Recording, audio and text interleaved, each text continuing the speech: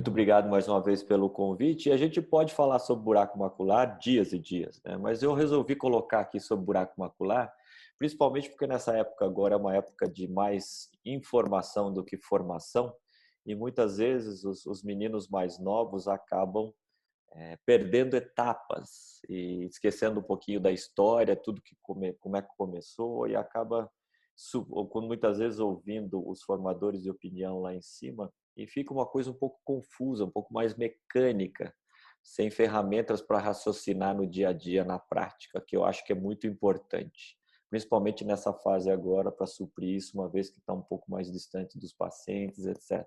Por isso que eu coloquei POV aqui, para aqueles que gostam mais de YouTube e TikToks da vida, que seria um ponto de vista também, mas obviamente se não dá para falar de buraco macular se a gente dá uma passeada pelo vítreo um pouquinho, que basicamente uma matriz de um gel, ela é celular, mais ou menos quase que sua totalidade de água, né? E tem essa mistura de colágeno e ácido hialurônico. Nós sabemos que o colágeno não dura muito, e ele começa a se deteriorar ao longo do tempo. O importante é que essa interface vitreomacular, você tem uma adesão desse vítreo mais firme em áreas específicas, como a base vítreo, o disco óptico, a mácula e as arcadas. A partir do momento que você tem uma decomposição disso, você tem formação de lacunas, e com a idade você tem um enfraquecimento dessa adesão do córtex vítreo, a porção mais posterior do vítreo, e a membrana limitante interna. Com esse enfraquecimento, você vai deteriorando essa situação até que chega naquela fase ali, geralmente lá pelos 60 anos ou mais, no olho geralmente é métrico, que você vai ter a formação do descolamento do vítreo posterior. Isso seria o fenômeno normal. Então, você tem essa liquefação, e que essa liquefação, se você tem esse enfraquecimento concomitante, ou seja, você tem que ter uma combinação, um equilíbrio entre o vítreo querer se soltar e a membrana limitante interna da retina permitir essa soltura. Se você tem um desequilíbrio por qualquer razão, ou mesmo idiopático, ou mesmo geneticamente determinado, você tem um descolamento do vítreo posterior de uma forma patológica. E dependendo dessa força, desse mecanismo, etc., principalmente em situações do tipo miopia e hemorragia vítreo, vezes inflamações, etc., que podem alterar essa liquefação vítrea, esse persistir dessa ligadura entre a hialoide posterior e a mácula vai causar o que a gente chama genericamente de uma adesão vitreomacular. Isso é importante você ter essa nomenclatura, porque uma adesão vitreomacular, teoricamente, não é uma forma ainda normal, se você já começou a soltar o vítreo e isso ficou lá, mas se você não tem sintoma, ela é só uma adesão. A partir do momento que você tem essa adesão patológica e os sintomas, a gente está autorizado a chamar isso de uma atração vitreomacular. E essa tração vitreomacular, ela pode ser anteroposterior, né? Podendo causar um edema, e propriamente aqui na gênese da formação do buraco macular, não entrando nas teorias de Guess, mais lá tarde, de trações tangenciais, etc. E você pode ter a formação de outras doenças, como você ter um dano na retina na soltura, você ter uma resposta por formação de membrana epirretiniana, nos casos mais míopes você ter as maculosquises, você pode ser causas de persistência de edema macular, ou seja, um fator mecânico que não adianta tratar se você não operar. Portanto, o tamanho e a força dessa parte do vítreo que permanece aderida, ela vai ditar a apresentação da tração vitreomacular. Então, essa fisiopatologia ela envolve várias doenças e depende muito desse processo, como ele vai acontecer. Esse processo que vai gerar a doença pode ser ter uma fisiopatogenia como se fosse idiopática, sem nenhum outro fator, ou algum outro fator como trauma, como a miopia, como inflamações, como eu já disse anteriormente. Se você for prestar atenção e for tentar fazer um algoritmozinho de como acontece essa formação da adesão vitreomacular, ela pode evoluir de algumas maneiras. Ou você tem uma progressão que pode aumentar, ou seja, um aprofundar dessa atração, ou ela pode evoluir por uma resolução espontânea, isso não é incomum, ou mesmo se ela chegar à formação de um buraco macular, você pode ainda no estágio 2, Guias já falava isso, até 20, 25% desses estágios podem ainda evoluir e ter uma resolução espontânea. Portanto, todo esse espectro aqui pode acontecer. Portanto, é muito difícil que numa situação de buraco macular ou de uma síndrome de tração vitromacular que pode ir se aprofundando e formar um buraco macular, que qualquer decisão de tratamento cirúrgico seja tomada de uma maneira mais vertical. Normalmente, você observa o paciente por um tempo, você tende a aconselhá-lo com algumas voltas e você acabar tomando uma decisão mais horizontal, ou seja, ao longo do tempo. Aqui fazendo uma correlação que foi a classificação de 88 e revisada em 95 por Guess dos estágios, um A, um B, é, é, um B oculto depois de 95, 2, o 3 e o 4, com os estágios de OCT, aqui você vê bem, e que o OCT permitiu, inclusive, que isso aqui muitas vezes é chamado um buraco macular externo, mas que você tenha aqui ainda os pigmentos e o córtex vítreo tapando esse buraco, mas ele está oculto lá. É difícil de acreditar que o nosso querido Guias via isso só com uma lente de 90 ou 78 numa lâmpada de fenda na era pré-OCT. E depois daqueles estágios, estágio 2, um pouco mais central, ou então em abridor de lata, o estágio 3, quando o vítreo soltou da região da fóvea e ainda está aderido lá no nervo óptico, não, e no estágio 4, quando você tem um anel de Weiss solto já. Então, seriam isso os estágios clássicos, que nós usamos muito tempo para nos orientar em relação ao acompanhamento e ao tratamento. Quando chegaram os base scans do espectrodomain do OCT, a gente pôde ver isso ainda melhor. Aqui um estágio 1B, um estágio 2, aqui é o vítreo ainda aderido nesse córtex aqui, o 3 e o 4. Lembrar que muitas vezes a gente acha que tem retina aqui, às vezes você vê alguns pigmentos, mas a verdade, na maioria das vezes, é um córtex vítreo espessado. Nos estudos histopatológicos isso mostra muito bem, o que justifica que você não sai, na verdade, um pedaço da retina, você tem uma deiscência. Nós podemos também ver a progressão, né? Você estuda muito bem aqui, vê nesses quadros a evolução e o aprofundar de uma lesão, a partir que vai chegando próxima da camada elipsoide. Então, para você decidir por um tratamento um pouco mais invasivo nesses pacientes ou não. E até situações em que você vê que ele pode realmente resolver. Aprofundou, fez um buraco lá externo ou um B oculto e você acabou resolvendo mesmo assim. Ou seja, pode ter calma no aconselhamento e no acompanhamento desses pacientes. Isso foi criado, essa é uma classificação chamada de classificação de adesão vitromacular no grupo internacional de tração vitromacular, liderado, entre outros, pelo Jay Duker, e que acabou fazendo uma classificação por ocasião da existência da ocreplasmina, que fazia a vitrolise, né, do vítreo, mas isso acabou não progredindo, foi tirado do mercado, mas que classificava em adesão vitromacular, atração vitromacular quando você tinha alterações morfológicas mais aprofundadas na retina, e aí os buracos de espessura total, os pequenos, menor que 250 micra, os médios de 250 a 400, e os acima de 400 considerados grandes. Mas isso sempre foi um problema. Esse 400 é uma medida que nós usamos desde a época lá de pós-Kelly Wendell, e que a gente fazia isso com medidas clínicas baseadas no tamanho do nervo óptico, né? Então, isso com o OCT deveria ter sido revisto e não foi.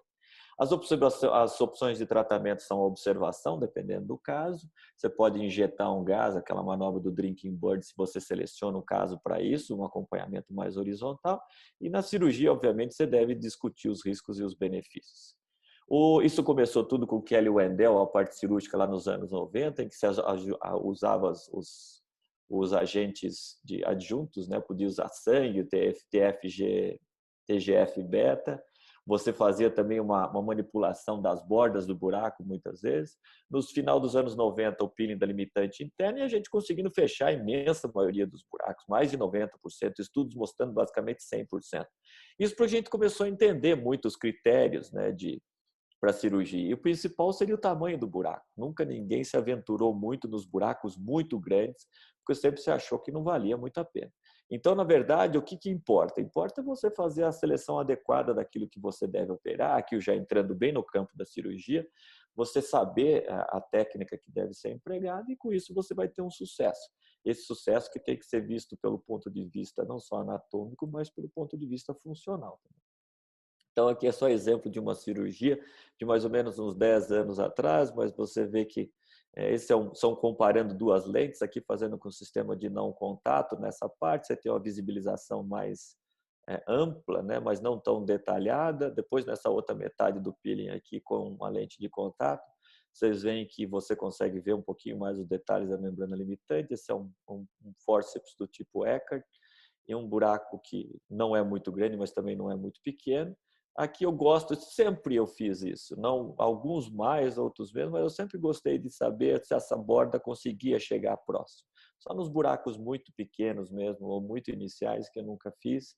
E eu acho que isso sempre ajudou a fechar mais os buracos, embora exista sempre a crítica de você traumatizar um pouco, mas que na prática, depois do pós-operatório, a gente não acabava nunca. Então, onde nós estamos agora? Lá no início dos anos 2000. O problema é que alguns pacientes, embora o índice de fechamento sempre foi muito alto, acima de 90%, a gente não sabia ainda por que alguns pacientes não viam bem, porque nós não tínhamos, né, essa avaliação histológica ou histológica-like. Então, isso quando começaram a vir os tomógrafos, a gente começou a entender. A gente via, principalmente nos estudos, em que se fechava em U, se fechava em V, etc., não adiantava nada, porque, na verdade, era uma aproximação de bordas e não era bem um fechamento. Começou-se a descobrir que realmente os pacientes enxergavam, porque a gente começou naqueles pacientes que tinham uma reestruturação, né, rearranjo da camada de fotorreceptores. Era difícil de ver na era pré-estratos e no estratos também. Hoje em dia é muito fácil, a gente nem pensa isso, mas nós estamos falando aí de uma década e meia atrás, quase. Então, descobriu-se que o status do fotorreceptor é importante, que como num fechamento, por exemplo, de um estágio 2, que você tenha o que a gente achava que fosse um líquido, mas na verdade era um empilhamento de fotorreceptores, e que depois isso vai fechando até que ele fica perfeito e o paciente tem 20/25, 20/30, às vezes 20/20 de visão mesmo. Então, é importante você reestruturar essa retina externa. E é por isso os pacientes de buraco macular veem bem. Esses trabalhos que foram feitos, inclusive na tese de doutorado nossa aí no próprio HC, foram depois replicados mais tarde, ao longo do final da parte dos anos 2000, começaram a aparecer muitos trabalhos mostrando a importância da retina externa na cuidado visual final dos buracos operados com sucesso no buraco macular idiopático. Então, quando nós chegamos lá no final dos anos 2000, nós tínhamos aprendido muito, ou seja, nós sabemos quando operar, porque sabíamos selecionar casos. Aqui também é uma tese do Dr. Alan Negretto, que foi feito o índice do prognóstico do buraco macular, sabendo a altura pelo diâmetro interno, sabendo que como você tem 0, quando essa relação é maior do que 0,53, você pode fechar em mais do que 10 vezes a sua chance de fechar se você tem essa relação é maior do que 0,56. Ou seja, só nessas imagens, para vocês terem uma ideia, esse buraco aqui, os dois são do mesmo tamanho, na verdade, e têm a mesma idade. Mas isso aqui, por ter as bordas elevadas, você consegue fechar mais fácil do que esse aqui, que é mais flat. Então, nós sabíamos como operar, sabíamos por que os pacientes viam depois da cirurgia com uma chance de sucesso de 100%. Então, a situação estava relativamente equilibrada lá pelo final dos anos 2000. Mas sempre se tem por aí, a gente sempre tem que produzir, o mundo está ficando pequeno, muitos cientistas e muitos professores também têm que tentar resolver outras coisas, os unmet needs das cirurgias, embora aqui a situação tivesse bastante confortável. Então, o que nós poderíamos fazer com os buracos maiores? Né? Numa época que a gente não tinha nem estandardizado ainda como medir o buraco direito, mas vamos tentar fechar. Ou seja, mesmo que o paciente não veja bem, ou pelo menos o buraco está fechado. E isso foi causado, todo esse reboliço, essa clever idea que foi chamado aqui, por um trabalho muito que marcou o ano de 2010, que na verdade é uma ideia do Jerzy Narosky, ou Narok, na verdade, que é uma pessoa de um temperamento até bastante imperativo, bastante autoritário, difícil discutir com ele, que foi aqui, nesse caso, foi a Michaljuska que publicou, com a técnica de inverter o flap da membrana limitante interna para os buracos maiores. Buracos que, como esse aqui, nem são tão grandes. Esses são fotos do trabalho original. E você vê que, na verdade, você fechava buracos, aqui na minha concepção, isso aqui é uma crítica pessoal minha, que buracos que você talvez pudesse fechar com a técnica convencional, você começou a colocar um tecido ali no meio. Tudo bem, o buraco fecha, mas você começa a atrapalhar um pouquinho a restituição da camada de fotorreceptores da camada elipsoide. Então, essa começaram o lado bom e o lado mais crítico disso. Tudo isso foi em 2010. E aí, pelo lado crítico, a gente poderia, olhando mesmo esse estudo original, que eram estudos muito mal desenhados, com critérios de inclusão e exclusão bastante problemáticos. Mesmo a classificação do buraco macular idiopático em relação ao seu tamanho, o que era um buraco grande? Ainda estava se usando ali em 2013, depois, aquele estudo internacional do Jay Duker, mas era um problema que não faltava definição. Voltando a classificar buracos fechados e definindo sucesso com buracos flat ou buracos fechados em U, buracos em V, coisa que nós já tínhamos abandonado e sabíamos que não eram importantes e não melhoravam o prognóstico lá no começo dos anos 2000. Portanto, foram muitos passos para trás. E também dados de atrofia do epitélio pigmentado tinham sido reportados com a técnica. Aí começou-se a confusão, porque o mundo inteiro começou a querer fazer as técnicas com o uso da membrana limitante interna. Então, um monte de técnicas começaram a aparecer, principalmente lá na Ásia, com a inversão do flap da limitante interna, fazendo seus patches da membrana limitante interna, transplante da limitante interna, técnicas de transplante de inversão do limitante interna localizada e modificada. Paralelamente ainda vinha os descolamentos maculares e eu coloquei em vermelho aqui o reposicionamento foveal, que é uma coisa que a gente usa hoje em dia para competir um pouco com tudo isso que é feito. Mas, na verdade, o que aconteceu realmente se você googlar ILM flap no buraco macular, você vai ver milhares de artigos hoje em dia realmente mostrando isso com técnicas mais recentes, inclusive de membrana amniótica, que não está aqui, para buracos maiores, mais largos, e tudo isso faz sentido muitas vezes se você tem realmente buracos grandes. Mas o que seria um buraco grande? E realmente não adianta você fazer o paciente com teoricamente fechado se o paciente não se beneficia funcionalmente disso. Então, isso começou-se a ter muita confusão em relação a todas essas técnicas, e essa confusão vem até hoje, e isso ainda é motivo de debates calorosos em qualquer meeting de retina. Mas isso realmente teve implicações perigosas, ou seja, é uma falta de comprovação que as técnicas novas são, pelo menos, não inferiores, se possível, melhores do que as técnicas padrão para buracos maculares normais. Ou seja, o que aconteceu muitas vezes, buracos maculares teoricamente fáceis de fechar e que poderiam ficar com uma função visual bastante boa, começaram a piorar justamente porque a técnica foi substituída, mesmo para aqueles buracos mais ordinários. E esse clash, essa briga continuou. Então, começou-se a ver, de repente, nossa, como existem tantos buracos maculares não fechados hoje em dia. É uma coisa que nós nunca imaginávamos, já que o índice de fechamento era acima de 90%, começou a aparecer buraco macular não fechado para tudo quanto é lado para usar essas técnicas depois de inversão. Um dos estudos que questionaram isso foi justamente do estudo de Manchester, do buraco macular grande, que concluiu, que mostra que a cirurgia para você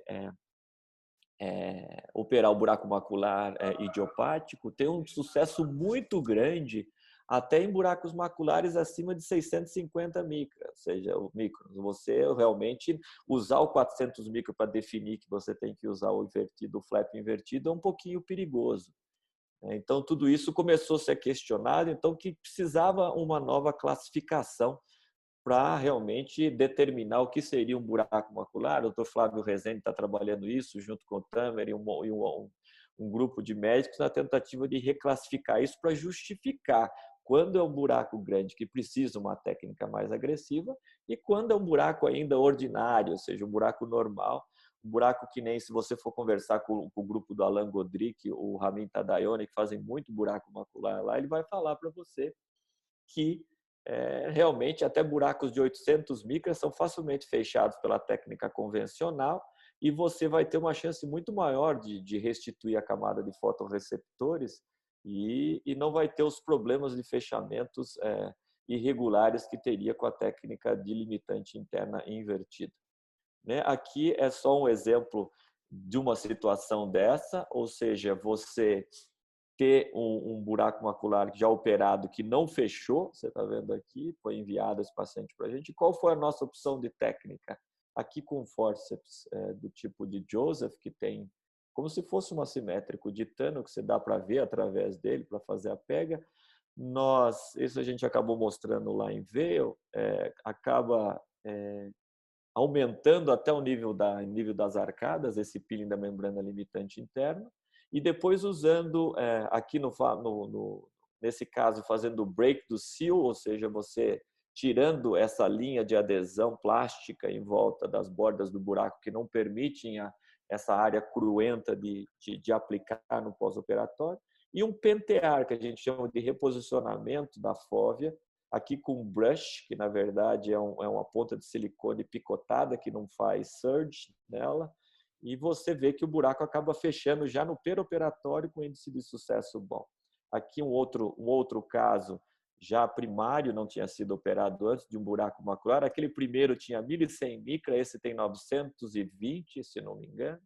Tendo cuidado sempre de injetar o azul brilhante com a proteção ali da luz, para não fazer jet stream e não entrar para debaixo da retina. Você vê que cora a membrana limitante interna, mas cora também negativamente uma membrana epirretiniana num buraco que era já antigo. O mesmo princípio aqui de você fazer um peeling da membrana limitante interna bem exagerado, né? Aqui passando por cima do buraco para fazer aquele break do seal que eu mostrei que eu fiz com a pinça no outro, mas para você tirar o tecido ali da borda do buraco macular fazendo uma área cruenta. E aqui o pentear também, o reposicionamento das bordas do buraco com um outro instrumento que tem uma pontinha, que é um manipulador de retina com a ponta arredondada de silicone. Não tem interesse nenhum, mas é a Catalyst que produz isso, para você colocar essas bordas em aposição. Não é uma manobra fácil isso, você tem uma certa dificuldade, às vezes é mais fácil o peeling do que essa manobra, mas nós achamos que vale a pena isso. Você vê que acaba reposicionando a fóvea ali, machuca um pouquinho, você vê marcas na pele pigmentada embaixo, mas teoricamente machuca menos de qualquer técnica, na minha opinião, mostrada mais agressiva hoje em dia, com PETs ou com transplantes, etc. Está um pouco escuro aqui, mas você vê que já no perioperatório esse buraco acaba fechando. Mas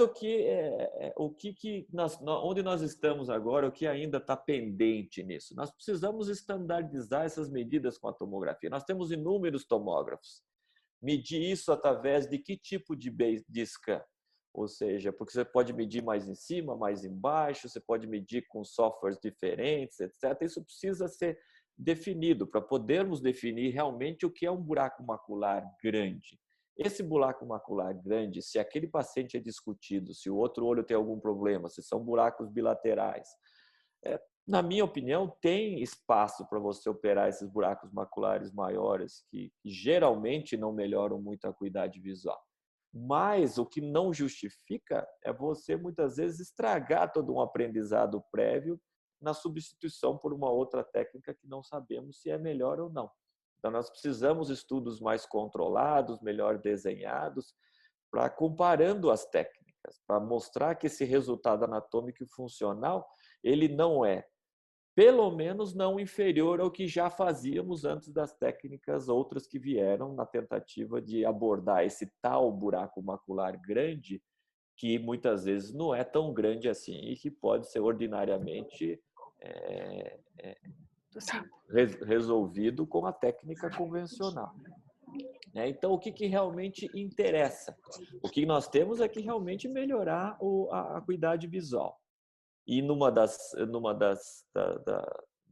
dos nossos retinós, eu lembro do Kirpaco colocando isso quando o Tarek Hassan apresentou a técnica daquele Intrepid para fazer vitrectomia no consultório, que ele falou bem assim que no sentido de você dar um passo para frente, você não está muitas vezes autorizado a dar muitos passos para trás. Portanto, os estudos de não inferioridade fazem muito sentido. Tá certo que nós não temos dinheiro em retina cirúrgica como temos em clínica para fazer isso. E realmente, num procedimento, aqui é uma frase do doutor que eu escutei, né, no HC mesmo, do professor Suzuki, o procedimento não deve ser só um desafio para o cirurgião, mas ele deve representar realmente um benefício real para o paciente. Não adianta você ficar fechando buraco, brincando com lesões que vão te satisfazer no perioperatório, mas que, na verdade, no pós-operatório não vão dar um benefício real para o paciente. Isso tudo ainda é uma discussão muito grande, isso ainda é motivo para grandes debates, estamos ainda esperando essa reclassificação do que é um buraco macular grande e vamos ver o que acontece nos próximos anos. Tem espaço para muita melhora ainda. Eu só gostaria que os mais jovens não negligenciassem toda essa história do buraco macular, tivessem isso no seu acervo intelectual para poder realmente se defender ou contra-argumentar quando alguém apresentar essas técnicas um pouquinho mais agressivas e um pouquinho mais não desafiadoras, mas controversas nos próximos meetings. Era basicamente isso que eu queria mostrar e se tiver alguma pergunta, estou à disposição. Obrigado. Rafael da Retina da UVIT, vou apresentar o caso clínico de hoje. Agradecimentos à doutora Joyce, doutor Irata, doutor Sérgio, doutor Bruno Fortaleza. Então, um paciente de 56 anos, natural procedente de São Paulo. Ele chegou em maio desse ano com uma queixa de baixa acuidade visual, hiperemia e fotofobia no olho direito há 3 dias.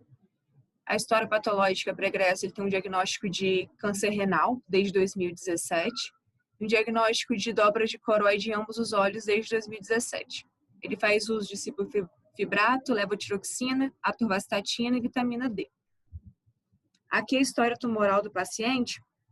Então, em 2017, ele teve um diagnóstico de tumor occipital, foi realizada uma cirurgia e a partir da biópsia viu que era um tumor primário renal. Então, ele fez nefrectomia e em julho de 2017 ele começou quimioterapia com sunitinib. Mesmo em uso da medicação, ele foi diagnosticado com uma metaplasia de tíbia, uma metástase para cerebelo, que ele foi submetido à cirurgia nessas duas situações. E também tinha metástases para pulmão, linfonodo mediastinal e adrenal. Então, não estava respondendo bem ao quimioterápico. Em novembro de 2019, suspendeu o sunitinib e em janeiro iniciou o pembrolizumab, em janeiro desse ano. Esse paciente, ele tinha sido avaliado no ambulatório geral do HC, então tem uma avaliação dele de setembro de 2017.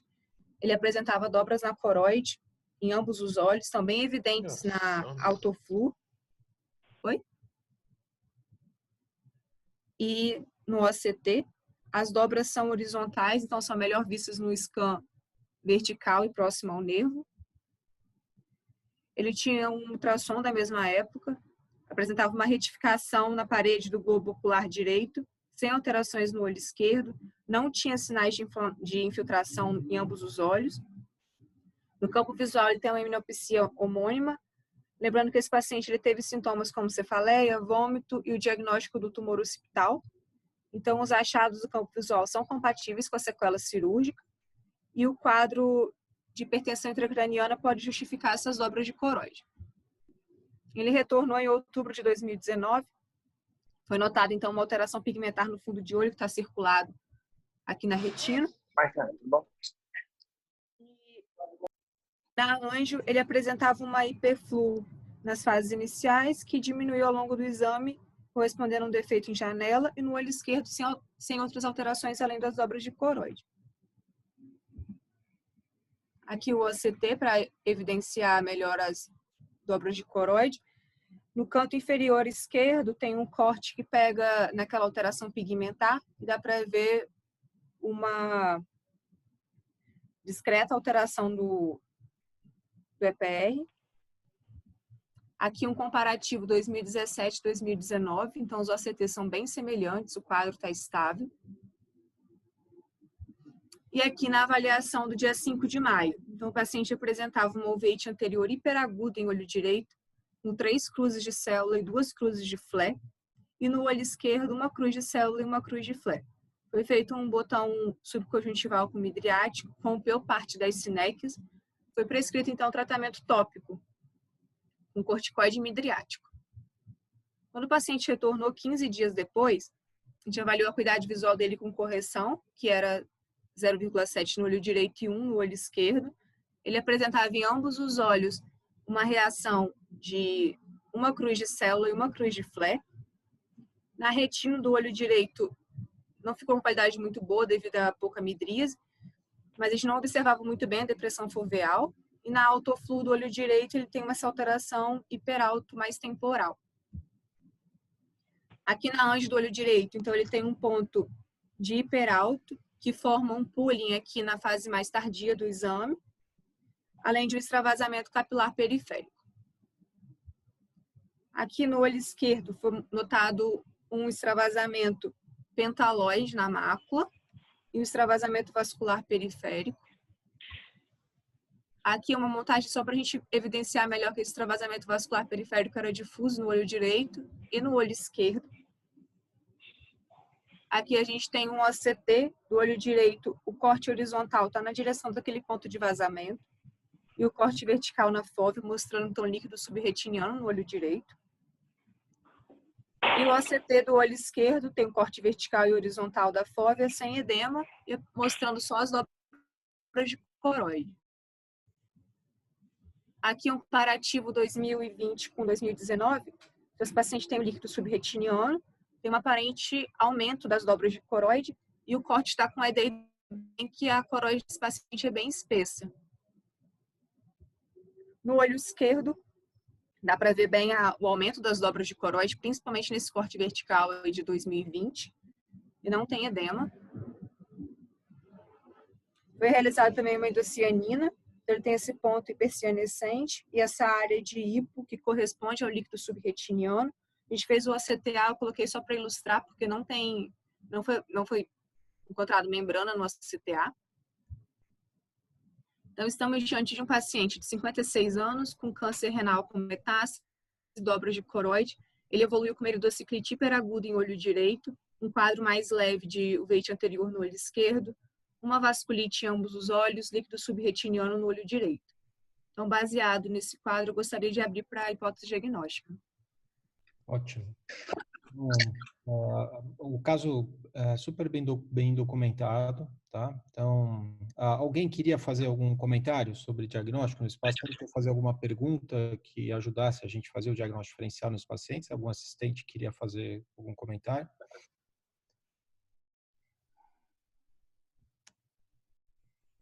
Tem um paciente que tem...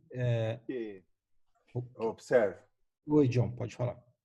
Nós estamos com a situação do Beovu mostrando vasculites retinianas. Esse paciente começou a se apresentar esse quadro depois que mudou do sino, eu consigo guardar, para o pembrolizumab lá.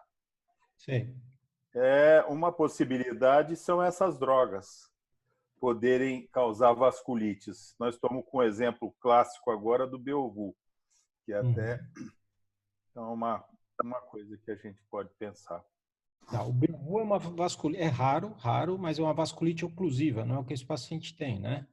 E o Beovu é um... Aqui na periferia você está vendo oclusivo aqui no olho esquerdo.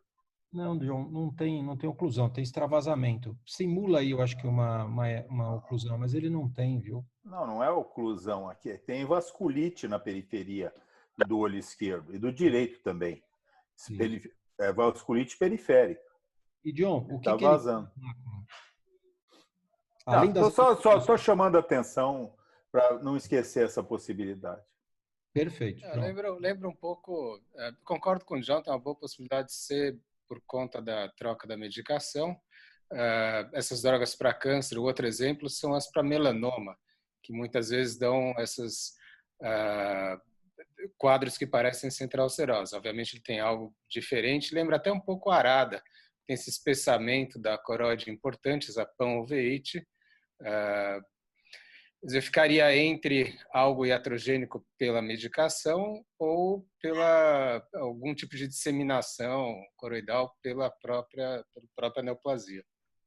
Tá, então a gente tem duas hipóteses. Uma hipótese de efeito colateral de droga sistêmica, e aí a gente precisa ver qual a droga está dando toxicidade, qual a manifestação típica dessa droga.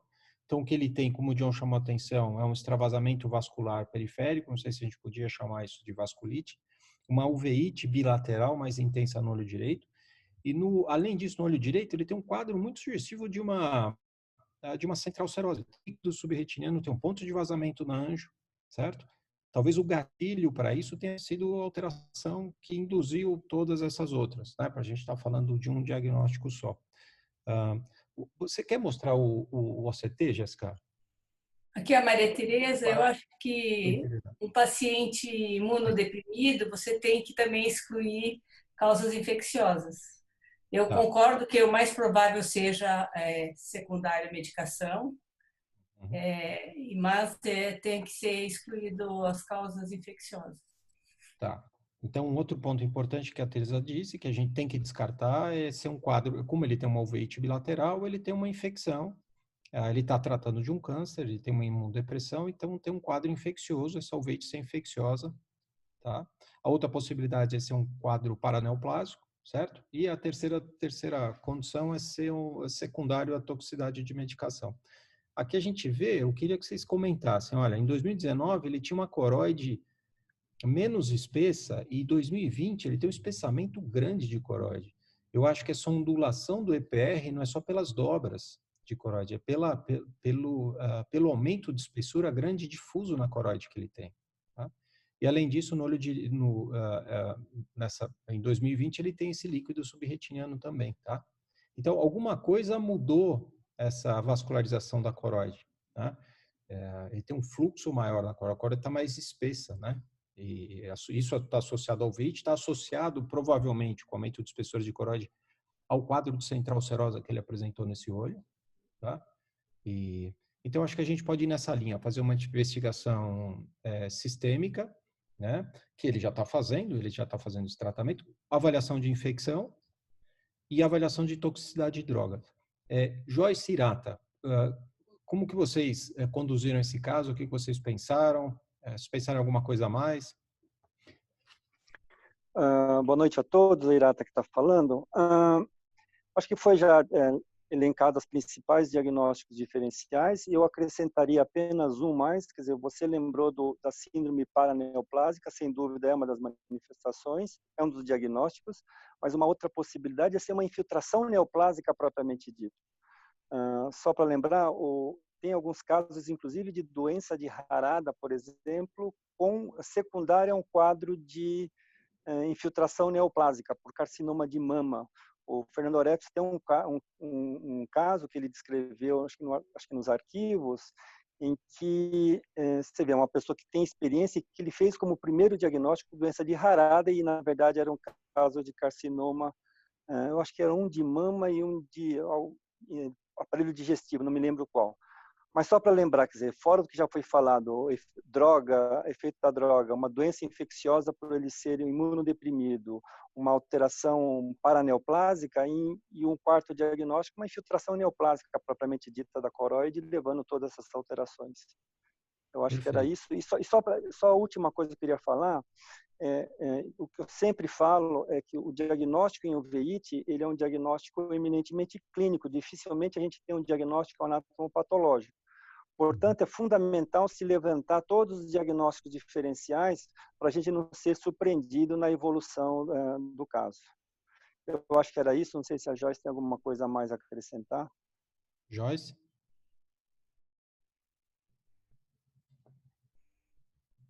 Joyce, algum comentário?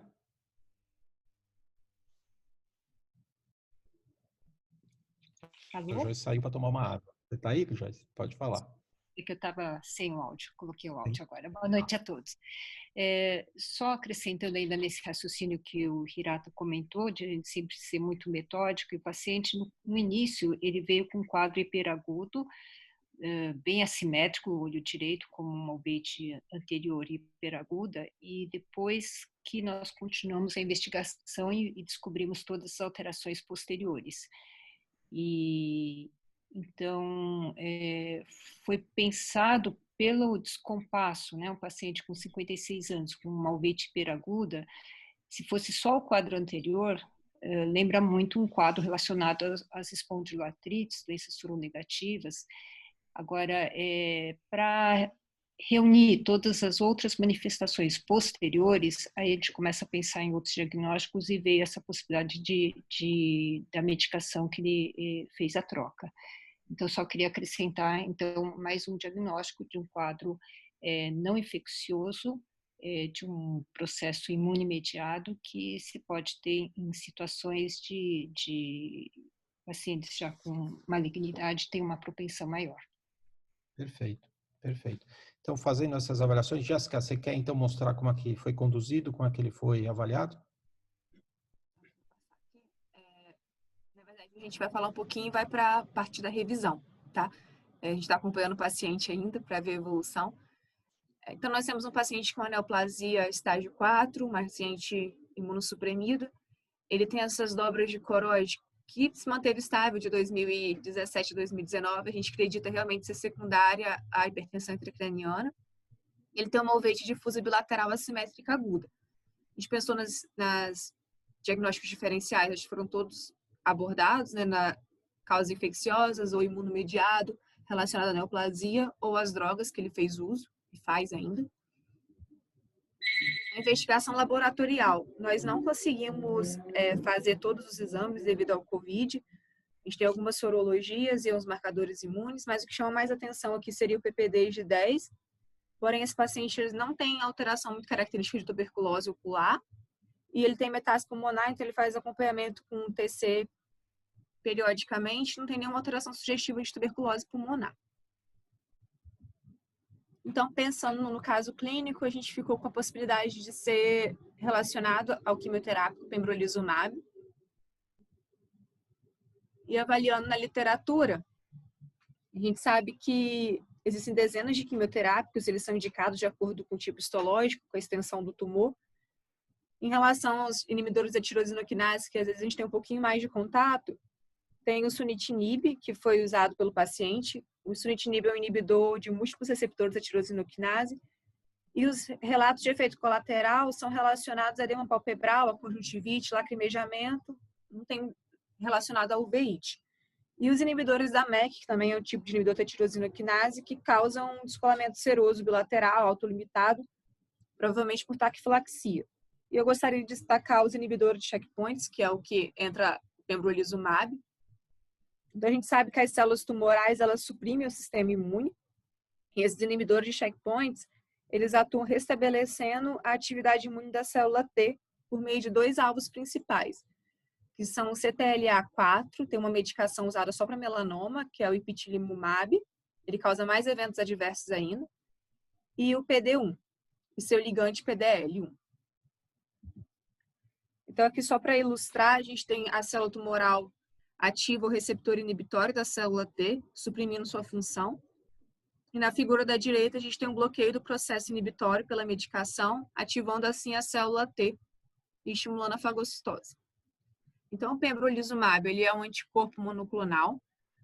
Hoje, ele é utilizado em vários tipos de neoplasia metastática, mas primariamente ele foi liberado para melanoma em 2014.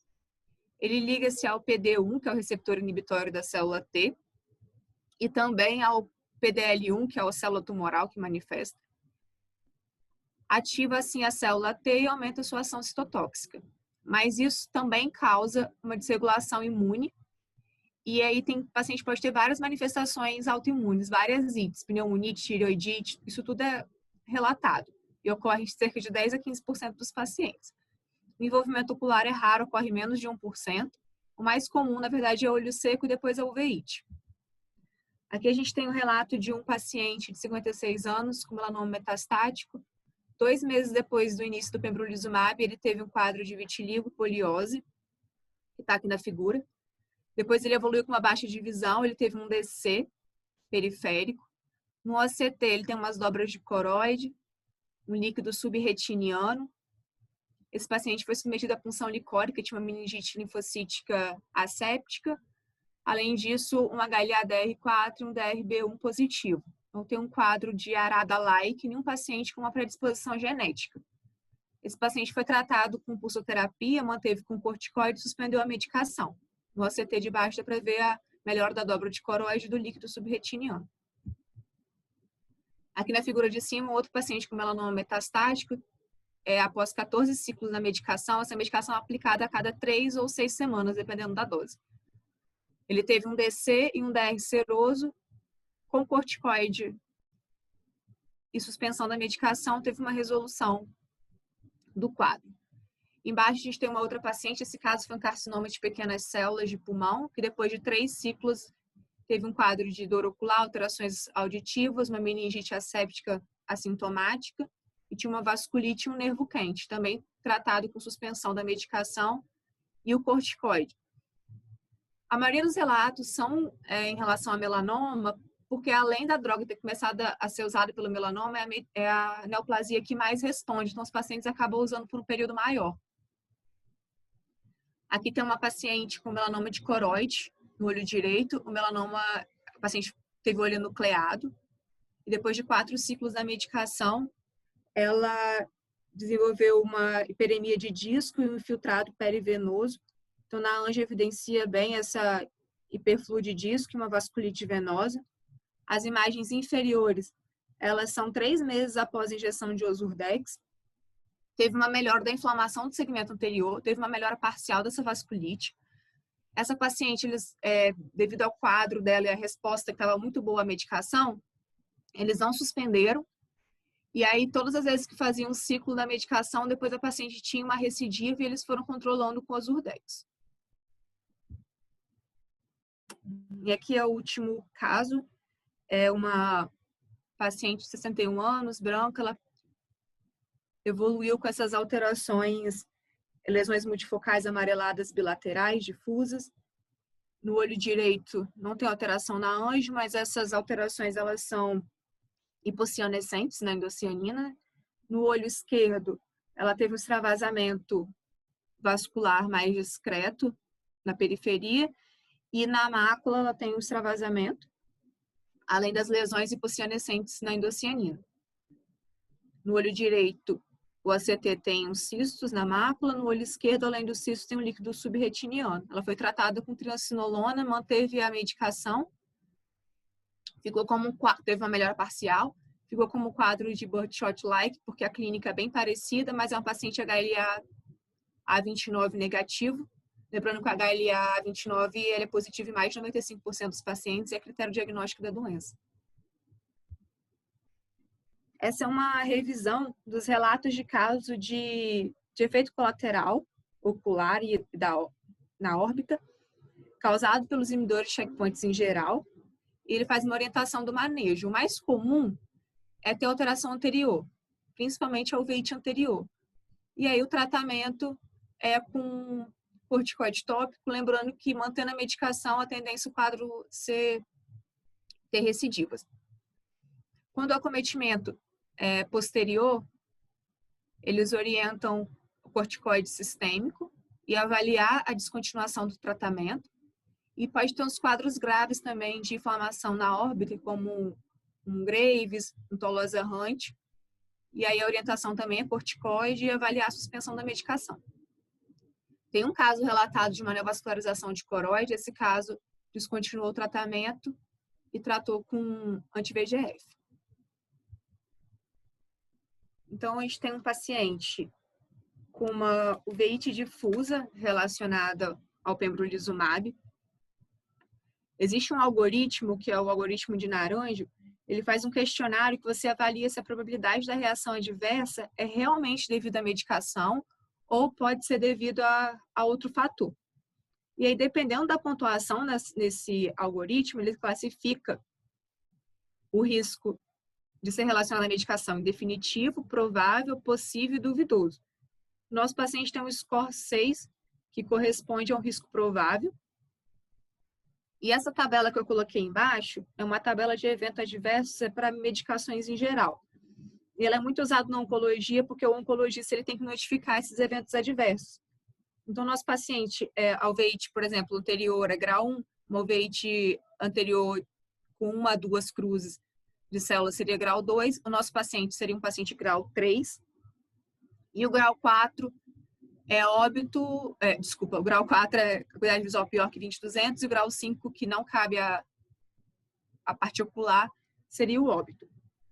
Porém, suspender essa medicação tem que ser uma conduta multidisciplinar. A gente tem um paciente com várias metástases, ele não respondeu ao inibidor de tirosina quinase, ele está respondendo super bem a essa medicação, então tem que avaliar a troca com muito cuidado, e trocar por outro inibidor de checkpoint geralmente não é uma conduta realizada, porque todas as medicações dessa classe, elas causam os mesmos eventos adversos. Bom, gente, é isso. Perfeito. Deixa eu fazer, Jéssica, a apresentação é ótima, a documentação do caso, Hirata, Joyce, Jéssica, excelente. Esse paciente não pode ser tratado com farmacoterapia intravítrea, com corticoide, triancinolona ou Zurdex, ao invés de usar uma medicação sistêmica que pode alterar mais, ter mais efeitos colaterais? Então, tem relatos do uso. A gente não chegou a tratar ele ainda. Ele vai retornar agora, mas tem relato de uso de Ozurdex e de uso de triancinolona subtenoniana. Porque talvez seja melhor, o outro olho não tem afecção, não tem nada.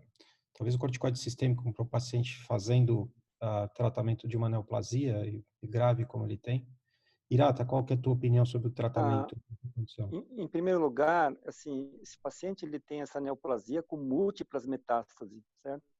Agora, quando a gente olha para o paciente, é um paciente que fisicamente está super bem. A gente não parece aquele paciente com múltiplas metástases que chega muito enfraquecido. É um paciente que parece, você olha para ele, você não vê toda essa gravidade que ele tem, tá? Então, assim, e a acuidade visual dele é 0,7, 0,8 no olho que estava com esse descolamento na região da mácula, e 1 no outro olho, a despeito de ter essas alterações vasculares e mesmo o vazamento na região central, aquele aspecto taloide, embora não tenha um edema nítido no OCT. Como é um quadro bilateral, Pimentel, e a gente não sabe muito bem como vai ser essa evolução, a minha tendência era fazer primeiro com corticoide oral, até porque o quadro é bilateral e do lado direito é um quadro muito difuso.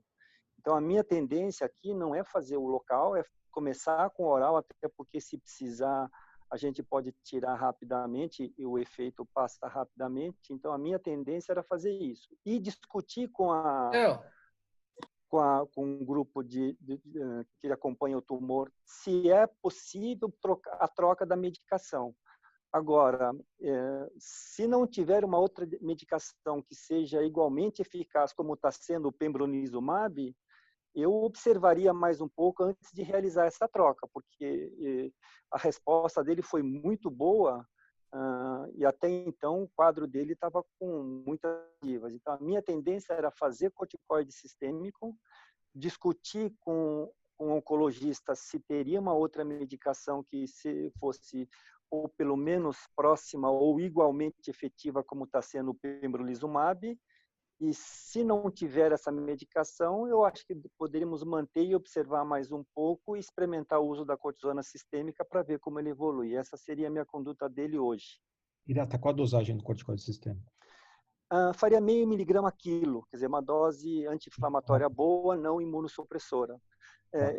Ele realmente não é aquele cara fraco que você tem receio de usar cortisona. Você olha para ele é um indivíduo que parece que está super bem fisicamente, entendeu?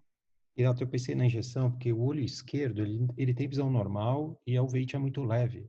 A manifestação dele visual, né, e de alterações que a gente vê é mais no olho direito mesmo, né?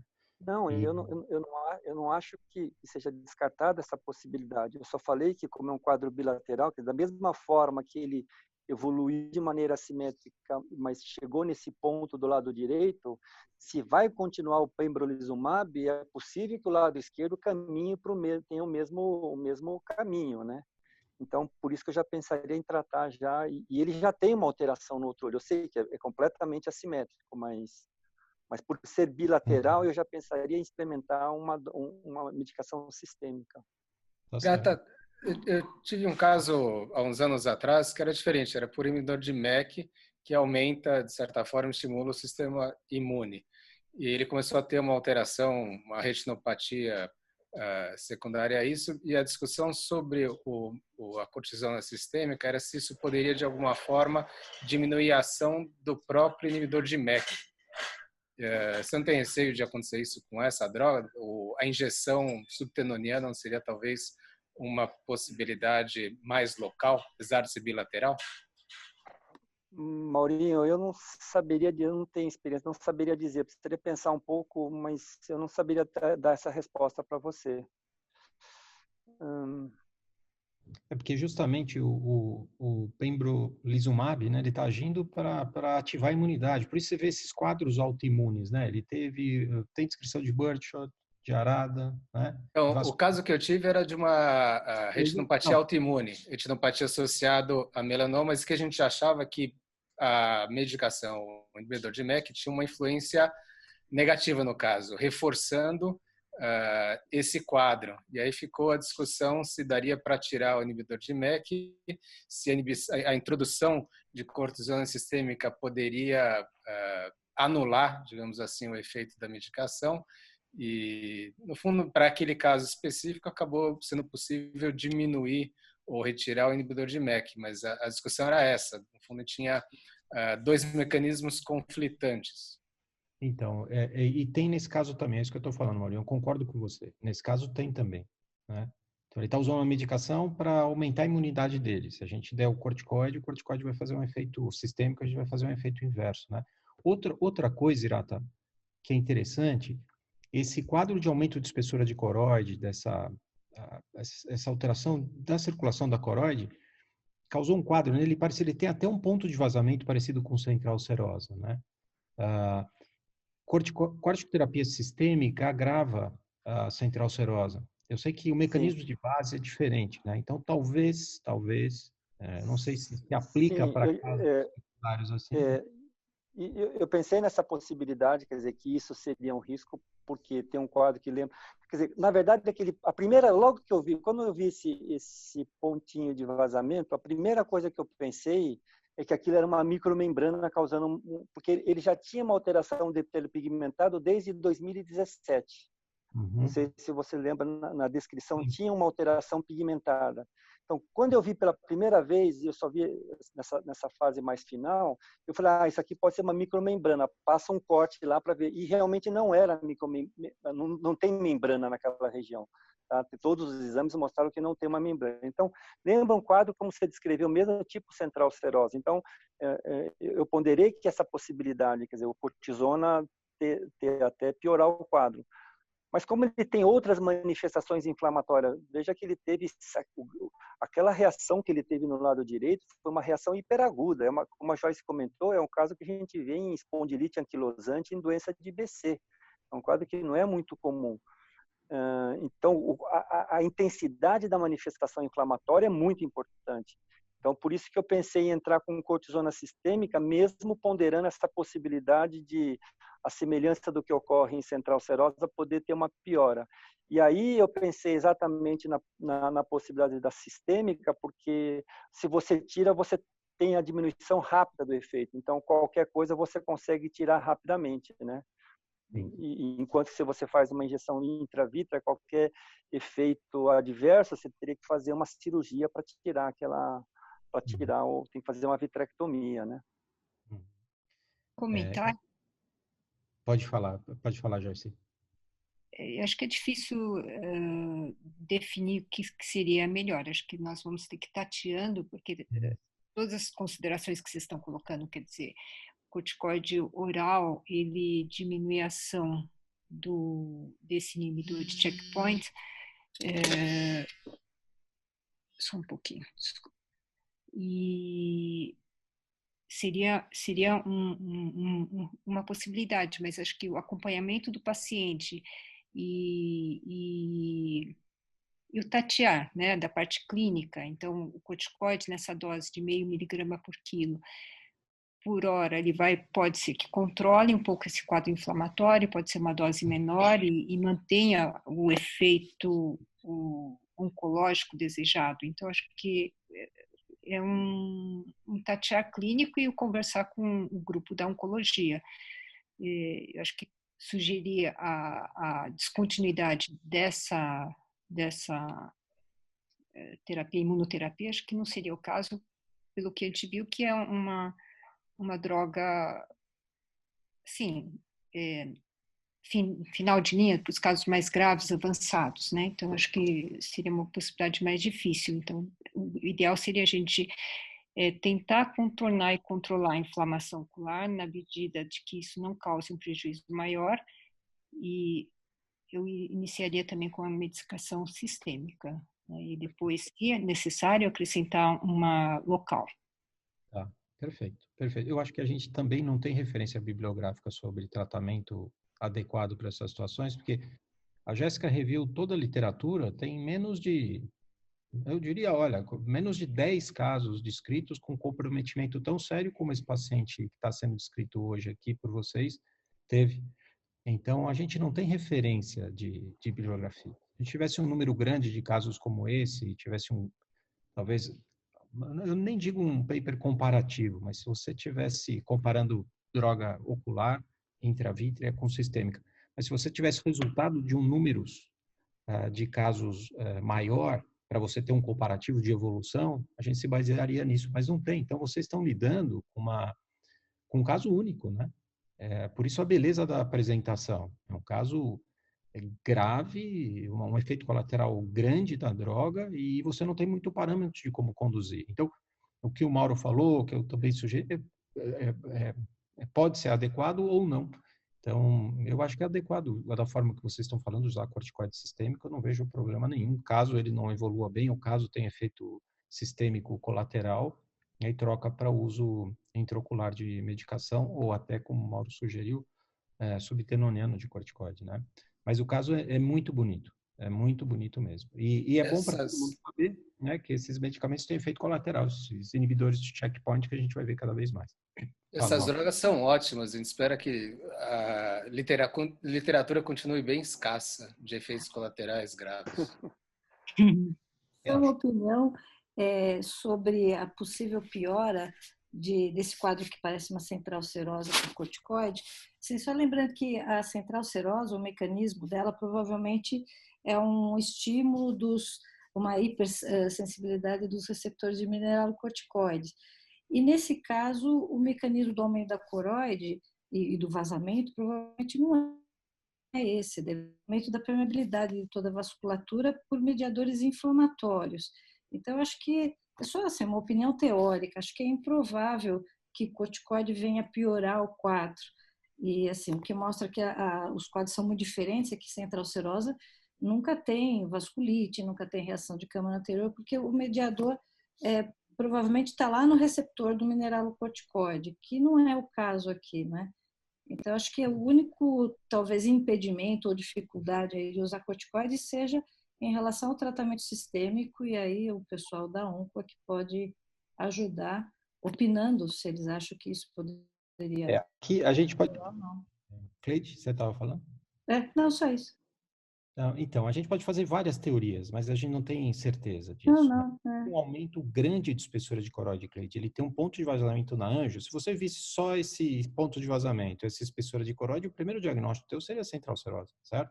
Mas, por exemplo, rarada também tem aumento de coroide, também tem vazamento, mas tem uma vasculite e não é mediado por nem aldosterona, nem cortisol, nem nada disso. Anjo no arado é completamente diferente desse quadro. Ele tem um ponto de vazamento só localizado, certo? Então, assim, eu não digo que... eu acho que não tem um certo ou errado para esse caso, né?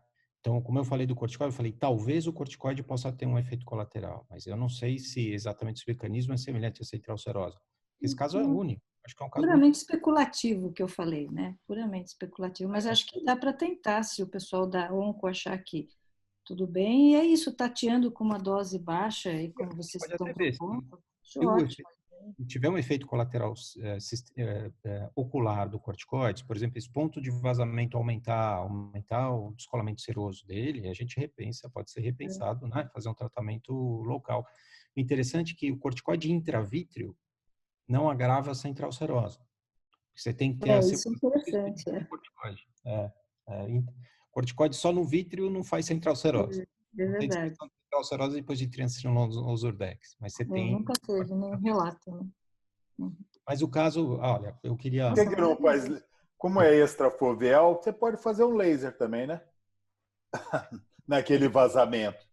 Talvez tratando a condição melhor, a condição sistêmica, John, acho que talvez apareça em outro lugar. Não, se vocês estão preocupados com a cortisona, coisa que eu não estou, eu acho que você poderia fazer o laser se você está preocupado com a central serosa. Mas eu acho que não tem nenhum problema. O que vai dar? 40 miligramas por dia? Ele tem 80 quilos? É isso que você vai dar, né? Então, não acho que tem problema experimentar. Tá. Né? Então, assim, a gente quer ver depois, no segundo semestre, o que foi feito e como evoluiu, né? Hirata, Joyce, super obrigado pela apresentação, ótimo. Acho que tem um monte de questionamentos para isso. O caso é único, o caso é para publicação, né? Pela raridade, né? Então, tudo que todo mundo falou aqui, o que o John falou, a Cleide falou, o Maurinho comentou, e a Joyce Hirata, excelente. Então, acho que vale a pena reapresentar esse caso depois do tratamento para a gente aprender mais com esse caso que é único aí, né? Obrigado. Joyce Hirata de novo, tá? Muito obrigado, o caso é excepcional. Um abraço a todos, boa noite a todos. Obrigado. Agora a gente continua com a imagem que o João vai mostrar para a gente fazer um diagnóstico pela imagem. João, pode falar, vou desligar o áudio aqui. Boa noite, professor. Consegue me ouvir? Tá saindo áudio? Tá. Legal. Obrigado. Bom, boa noite, meu nome é João, sou residente do 3º ano aqui do serviço. Vou apresentar a imagem da semana da reunião de hoje. Gostaria de agradecer ao Dr. Sérgio e à doutora Vera Castanheira. Então, prosseguindo, uma mulher de 83 anos que chega ao serviço de oftalmologia com uma queixa de baixa de acuidade visual há 3 meses e a acuidade visual corrigida de 20/80 nesse olho e apresenta essa alteração com esse achado peripapilar ao exame fundoscópico. E a partir desse exame, eu gostaria de saber se os assistentes já têm alguma hipótese diagnóstica que gostariam de comentar. Parece uma lesão enegrecida na camada de fibras, né? Poderia ser um melanocitoma, talvez? Então, o melanocitoma é mais escuro, não tem essa alteração ao redor dele, é mais acima do nervo óptico, né? O melanocitoma do nervo óptico, certo, André? Eu acho. Eu pensaria no amartoma combinado que complicou com membrana e sangrou. Então, o amartoma combinado gliose, o aspecto dele é muito mais provável, né? Então, essa gliose, esse aspecto escurecido peripapilar, eu acho que na mácula lá tem uma hemorragia, pontinho mais... Deve ter tido uma membrana. Talvez alguns exudatos aí, né? Isso, Leandro. Isso. Sérgio, seriam umas sapulações exudando nessa região? Não parece, viu? Se você está pensando em polipoidal, é isso? Não, saculações hemangiomas da retina interna exudando para a região macular. Então, mas qual diagnóstico você está pensando? Aquelas saculações em sacos de uva, aquele hemangioma. Elas não exudam. Elas não exudam. Então, aquele aspecto permanece sem formar a membrana vascular, sem formar essa membrana epirretiniana que faz essa distorção. Então, ela não costuma dar nenhuma dessas alterações. Eu acho que o diagnóstico é mais provável, seria mais... Fala, Tereza. Eu acho que não é típico de nada, certo? Certo. Então, nesses casos, a gente pode pensar numa causa muito rara, que é a metástase de coroide. Isso daí quem está me influenciando a fazer isso é que a Vera que emprestou o slide, entendeu? Então, se sugeriu essa imagem. Às vezes a gente tem um aspecto de retinite, apesar da idade da paciente ela ser jovem, existe tumor em jovem, você tem um aspecto de retinite, na verdade é uma metástase retiniana. É raríssimo, dá para contar nos dedos da mão também as metástases perto do nervo, mas tem que ser considerado. Por isso que é importante a gente ter avaliação multimodal, porque todas as hipóteses que foram consideradas podem entrar no diagnóstico diferencial, desde o melanocitoma até um tumor de coroide, acho que tudo pode se encaixar, tá? Agora, João, você quer mostrar a avaliação multimodal para a gente fechar o diagnóstico? Claro, claro. Então, a paciente foi submetida a esses exames, né? Ela fez uma angiofluorescenografia, aqui em fases mais iniciais, já mostram esses pontos de extravasamento mais evidentes aqui nas fases finais, identificados pela seta, com também uma hiperautofluorescência da região perilesional, né, daquela lesão que a gente consegue ver na retinografia peridiscal, tem esse realce perilesional, e no exame de OCT, esse espessamento de todas as camadas da retina, né, com essa alteração da interface vitreoretiniana, e essa lesão hiperrefletiva observada aqui no maior aumento, além dessas alterações hiporrefletivas adjacentes a essa alteração. Então, você destacou o que parece evidente na angio e aqui no OCT, uma membrana vascular associada à lesão, mas é uma membrana vascular secundária, tipo 2, secundária, certo? Isso. Primariamente, o que está causando isso é uma alteração, tem uma desestruturação grande da retina, na topografia da retina, principalmente na retina interna, certo, Cleide? Sim, sim. Acho que é compatível com a amartoma mesmo. É uma amartoma que complicou com uma membrana. Né? Uma membrana. Então, tá, agora, esse corte de OCT está passando por onde, hein? Perdão, não apareceu, mas o corte passa na região, é um corte horizontal que passa na região dessa seta. Sim. Ele corta a lesão e essa alteração de hiperfluorescência. Que outros cortes poderiam até demonstrar melhor esse amartoma, né? Acho que ele quis mostrar mais a membrana aí. Sim. Isso. Tá, mas eu acho que o João vai mostrar bem, porque tem ainda uma diferença de quando o amartoma combinado de retina não sensorial e do EPR aparece na região peripapilar, como nesse paciente, ou aparece na região macular isoladamente, que é uma segunda forma de manifestação que o OCT muda um pouquinho, né? Mas aqui o diagnóstico é isso, como vocês falaram, amartoma combinado e ainda mais, pela raridade, associado a uma membrana neovascular, né?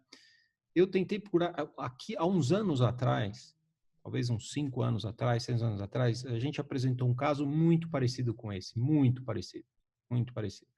Mas eu não encontrei para mostrar para o João. Então a gente poderia mostrar 2 casos muito semelhantes, né?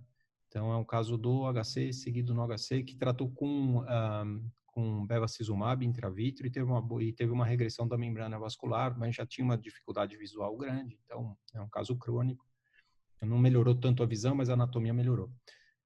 Então, esse é o diagnóstico. João, você quer continuar a fazer uma revisão? Tem algum outro certo, claro. Nesse caso? Bom, só complementando, né, como a doutora Cleide e o doutor Leandro também apontaram, se trata de um amartoma combinado de retina e EPR que complicou com essa formação de uma membrana neovascular. E ela ainda tem uma parte do segmento, né? O corte é na mesma topografia do anterior, ela foi submetida a 3 injeções mensais de bevacizumab e acabou evoluindo com melhora da acuidade visual, houve regressão da membrana e diminuição dessas alterações hiporrefletivas, né? Bom, pode seguir com a revisão? Pode, lógico. Bom, então, vou falar do amartoma combinado de retina e EPR bem brevemente, só para ilustrar um pouco. O amartoma, ele é uma malformação benigna, né, composta por tecidos próprios do órgão onde ele se situa, e que esses tecidos eles crescem desordenadamente.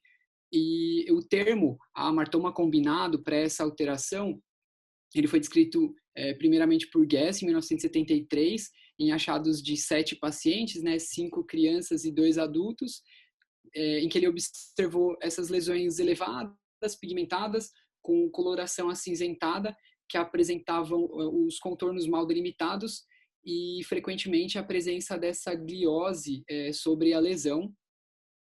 Além disso, é uma lesão que afeta desde o EPR, costuma afetar desde o EPR até a retina neurosensorial e a interface vitro-retiniana.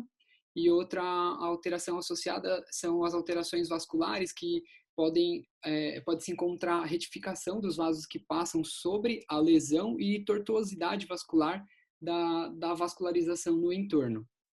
Na época, Guess também propôs uma classificação com divisão em 4 grupos com base na localização anatômica da lesão, e ele distinguiu em papilar, peripapilar, macular e periférico, né? Sendo que o periférico é o mais raro, e as alterações peripapilares e maculares, elas são as mais frequentes.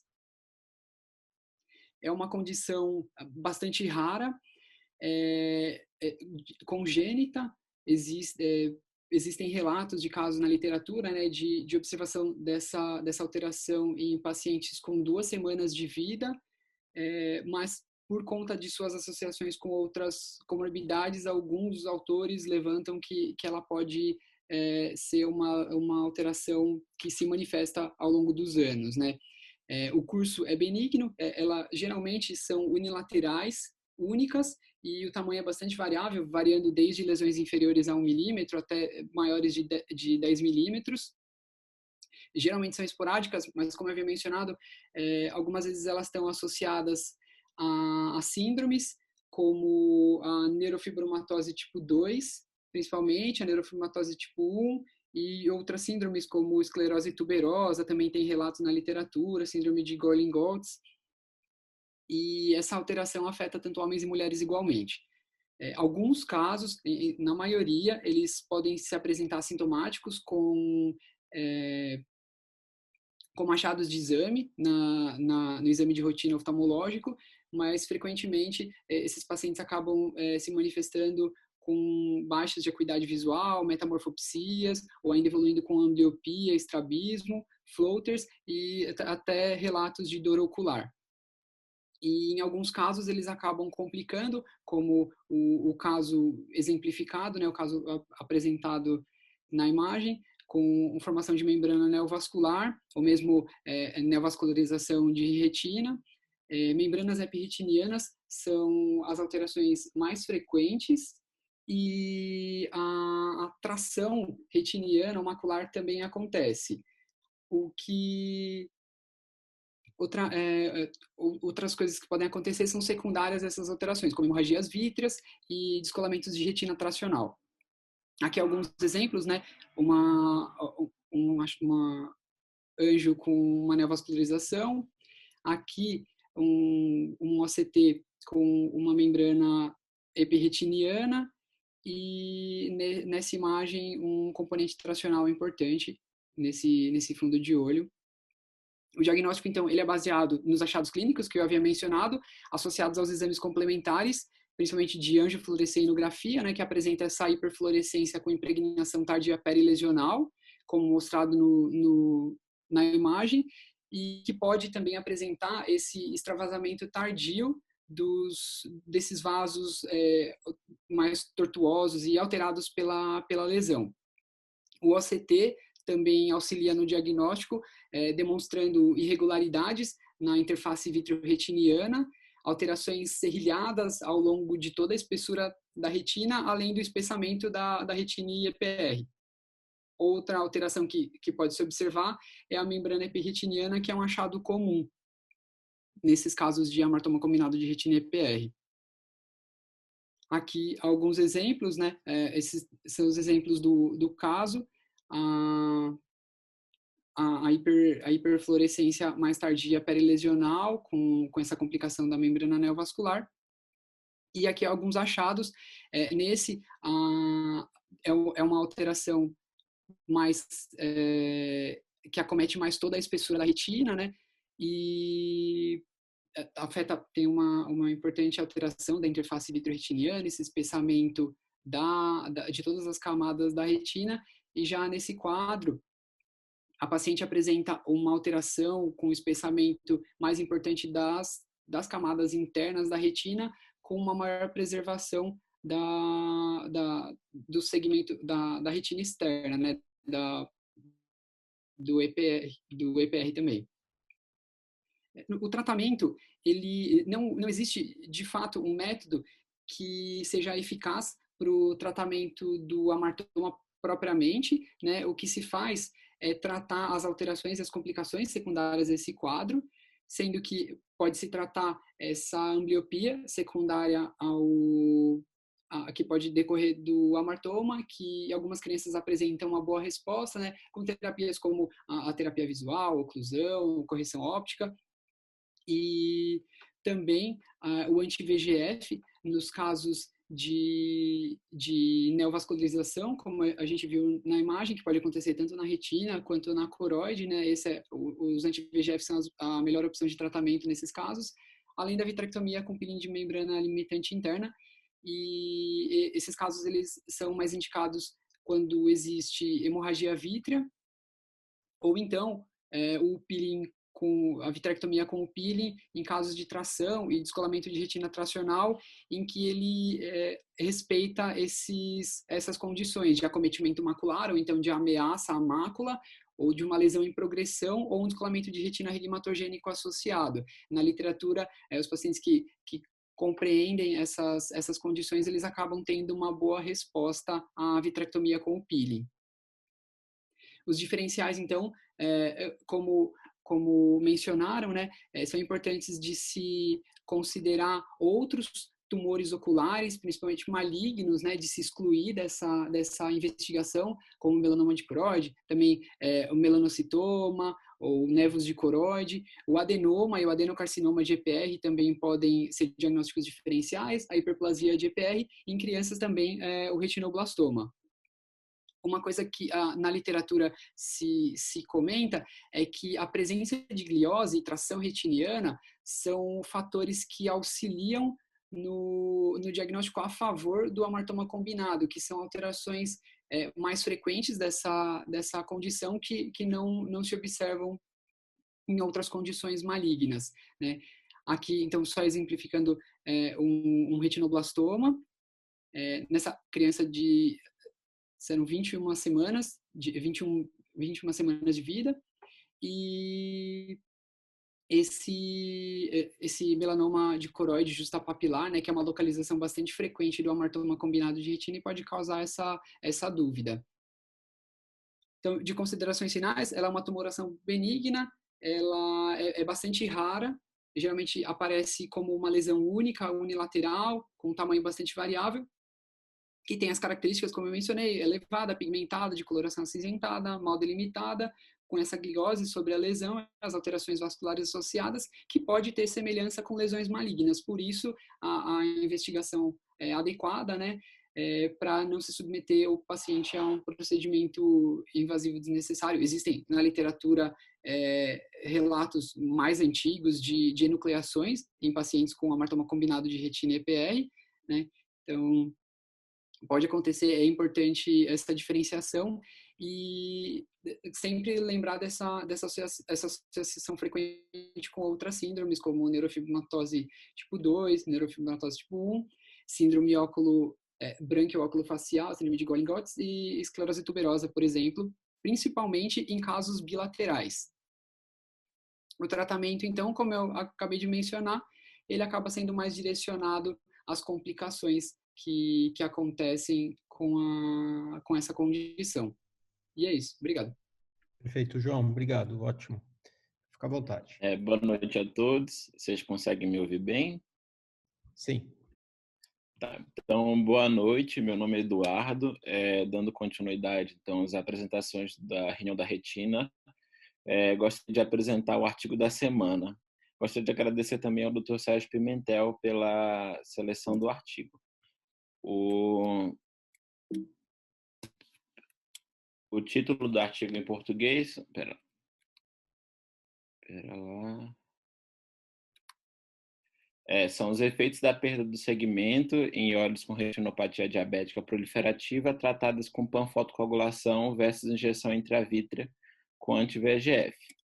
Então, apenas para a gente dar uma introdução à apresentação, tratando-se de um fundo de olho normal, a gente lembra que a retinopatia diabética é uma lesão vascular em que a lesão inicial são a formação dos microaneurismas, com a saculação e a perda da patência vascular, também causando as hemorragias, que podem ser elas em ponta-borrão ou hemorragias em chama de vela, causando então uma diminuição da patência da parede dos vasos, formando os exudatos, que eles podem ter essa forma, ou então um exudato em circinata, que principalmente acontece após um extravasamento de um microaneurisma bem localizado, que então vai causar um edema de mácula, que é um dos maiores causadores da baixa de visão nos pacientes diabéticos. Então, com a avançada doença, a gente tem esse fundo de olho, que também mostra as irmas, que são as anormalidades vasculares intrarretinianas, mas que ainda não é o assunto que a gente vai falar no artigo, já que essa é a retinopatia diabética não proliferativa, que a gente ainda não tem a formação dos neovasos. A partir da formação desses neovasos, a gente tem a retinopatia diabética proliferativa propriamente dita, que é o que o artigo vai tratar, em que a gente tem a formação desses neovasos, que posteriormente vão formar uma membrana fibrovascular, que ao final de tudo isso faz uma atração com descolamento de retina e uma hemorragia vítrea também, que são fatores, são causas importantes da baixa de visão nesses pacientes. Dentre o arsenal terapêutico que a gente tem para tratar esse tipo de paciente, dois pontos principais são a injeção intravítrea com anti-VEGF, que a gente já teve uma aula algumas semanas atrás, e a panfotocoagulação. Então, a proposta do artigo é justamente fazer uma comparação do desfecho anatômico e funcional dos olhos com retinopatia diabética proliferativa que perderam o segmento por mais de 6 meses após a realização de algum desses 2 braços de tratamento da retinopatia diabética. Então, falando sobre a seleção dos pacientes, os critérios de inclusão foram os pacientes que tiveram diagnóstico de retinopatia diabética proliferativa entre setembro de 2013 e setembro de 2016, no Wills Eye Hospital, e que receberam panfotocoagulação ou injeção intravítrea. E após isso, eles perderam segmentos por mais de 6 meses. E os critérios de exclusão foram a história pessoal de DMRI neovascular, oclusão venosa da retina, uveites, ou algum outro tratamento prévio durante esses 6 meses que os mesmos perderam segmento. Além disso, no grupo da panfotocoagulação, foram excluídos pacientes que tiveram uma IVT em menos de 3 meses, ou no grupo IVT, foram excluídos também os pacientes que tiveram a panfotocoagulação. Então, as variáveis do estudo foram divididas em baseline, que foram antes da perda do segmento e após a perda do segmento, que foram a idade, o nível de hemoglobina glicada, gênero e raça do paciente, a acuidade visual e a pressão intraocular, e a neovascularização de retina, hemorragia vítrea, descolamento de retina tracional ou glaucoma neovascular. Mas quando que foi avaliado? Então, primeiro foi avaliado antes da perda do segmento, depois de 6 meses da perda do segmento, em que nessa apresentação a gente vai chamar de retorno para facilitar, depois de 6 meses desse retorno, depois de 12 meses do retorno e, finalmente, na visita clínica final. É importante salientar também que o desenho do estudo foi uma coorte retrospectiva, em que, após aplicados todos esses critérios, foram selecionados 76 olhos de 59 pacientes, que foi, então, divididos em 2 grupos, o grupo anti-VEGF, com 30 olhos, e o grupo panfotocoagulação, com 46 olhos. Depois disso, aconteceu a perda de acompanhamento, como a gente havia falado, por 6 meses, e após isso os pacientes receberam IVT ou panfotocoagulação, a depender do contexto clínico individual. O artigo, apesar de ser curto, é um artigo bem denso, tem bastante resultado, então tentei dar uma filtrada, uma resumida nos principais resultados.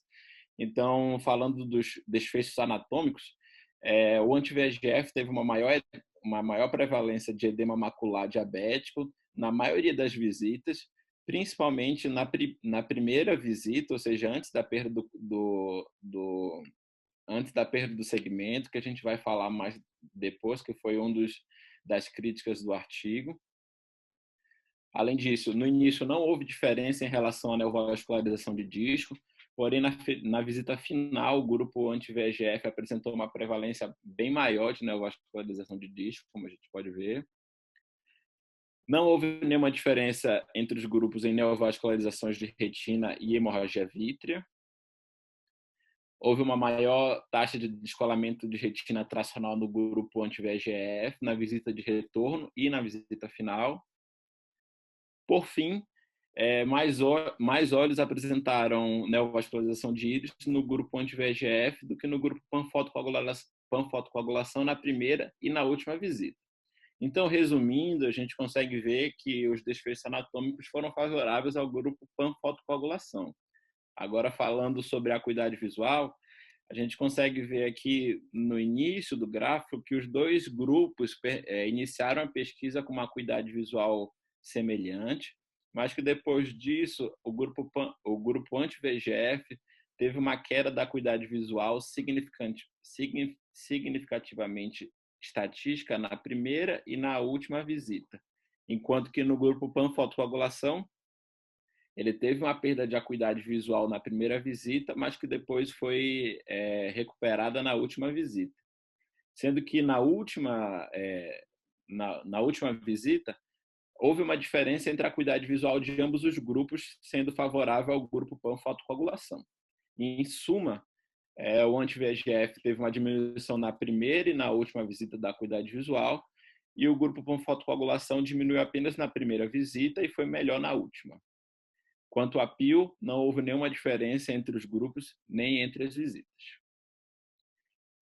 Então, o artigo discute os métodos, os resultados, falando que é inegável que recentes estudos randomizados mostraram uma não inferioridade ou até mesmo uma superioridade do anti-VEGF sobre a panfotocoagulação, como esse artigo publicado na JAMA e esse artigo publicado no The Lancet.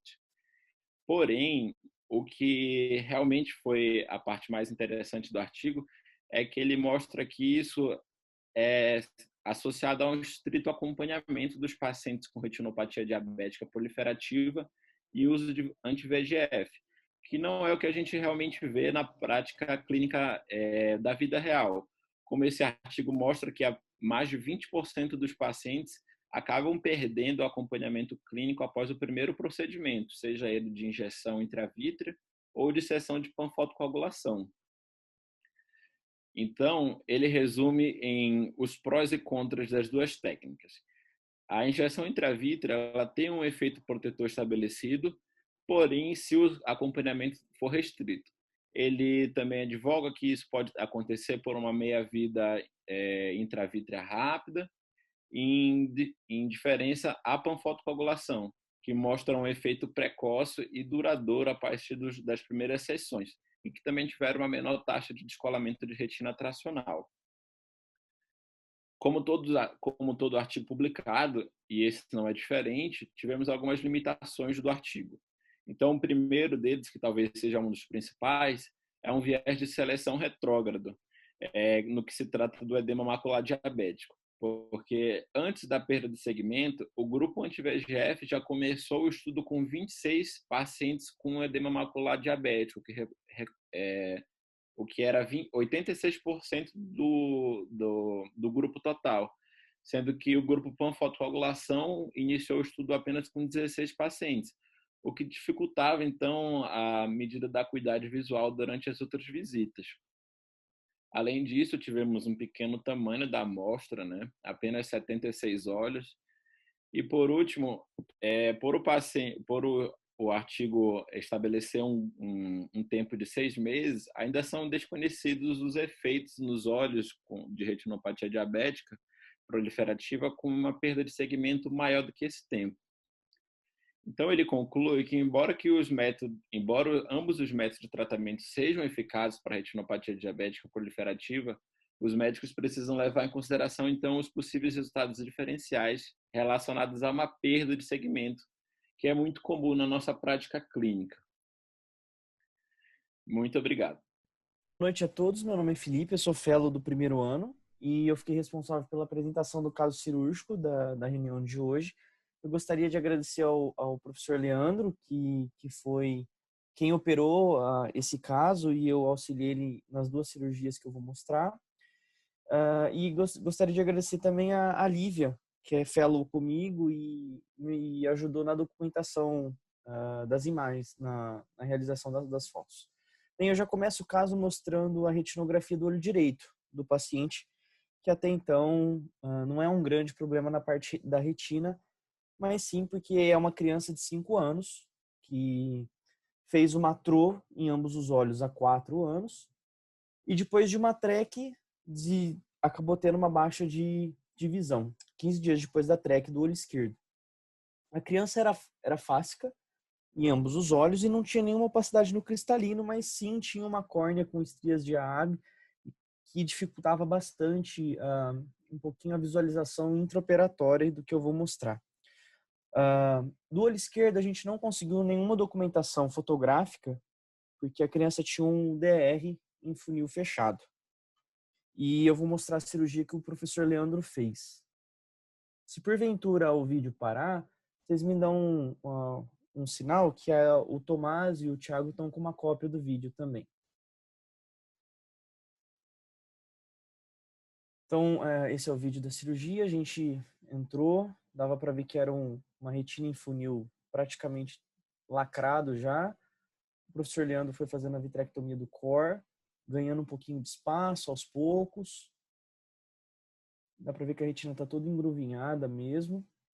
Aqui já após ter curado com Trianci. Aí com o Perflur o professor conseguiu assentar a retina. No intraoperatório a gente conseguiu perceber que a criança ela tinha só praticamente 2 horas de relógio, de coto de retina junto com essa parte que estava descolada. O resto era praticamente uma rotura, um rasgo, quase que quase 300 graus de rotura na retina. Aqui nessa parte do vídeo dá para ver o coto anterior da retina, na indentação dá para ver que o professor removeu o coto anterior. E depois de ter feito a retirada do coto anterior, foi feito o laser praticamente quase 360 graus. Aqui a remoção do Perflur, já com a retina bem chapada. E aí a gente preencheu com óleo de silicone. Esse é o final do vídeo. Professor Leandro, você está me ouvindo? Tá todo mundo ouvindo.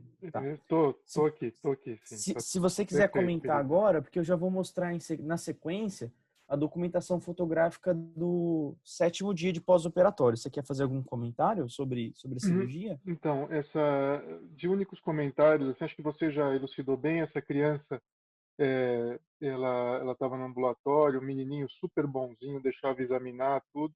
Tinha essa opacidade de córnea, ainda tem, né? E o que a gente via era essa rotura gigante que vocês observaram, 300 graus de rotura gigante e a retina fechada em saco e voltada para o lado temporal. Além disso, ele estava muito hipotônico, com alguns descolamentos de coroide localizados.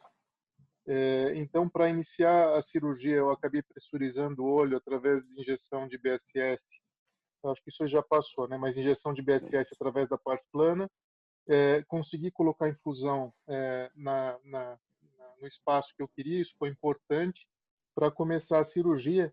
E a gente sempre tenta descolar hialoide, mas nesse caso em especial eu não tive chance nenhuma de descolar hialoide, porque a única maneira que eu vi de prosseguir a cirurgia foi realmente injetando perfluorocarbono para fazer com que houvesse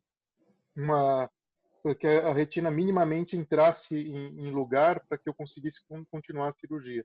A retina estava totalmente imóvel e com esse rasgo todo eu não tinha como tracionar, como fazer a sucção para tentar um descolamento do vidro posterior lá. Eu acho que vocês conseguiram perceber isso no vídeo.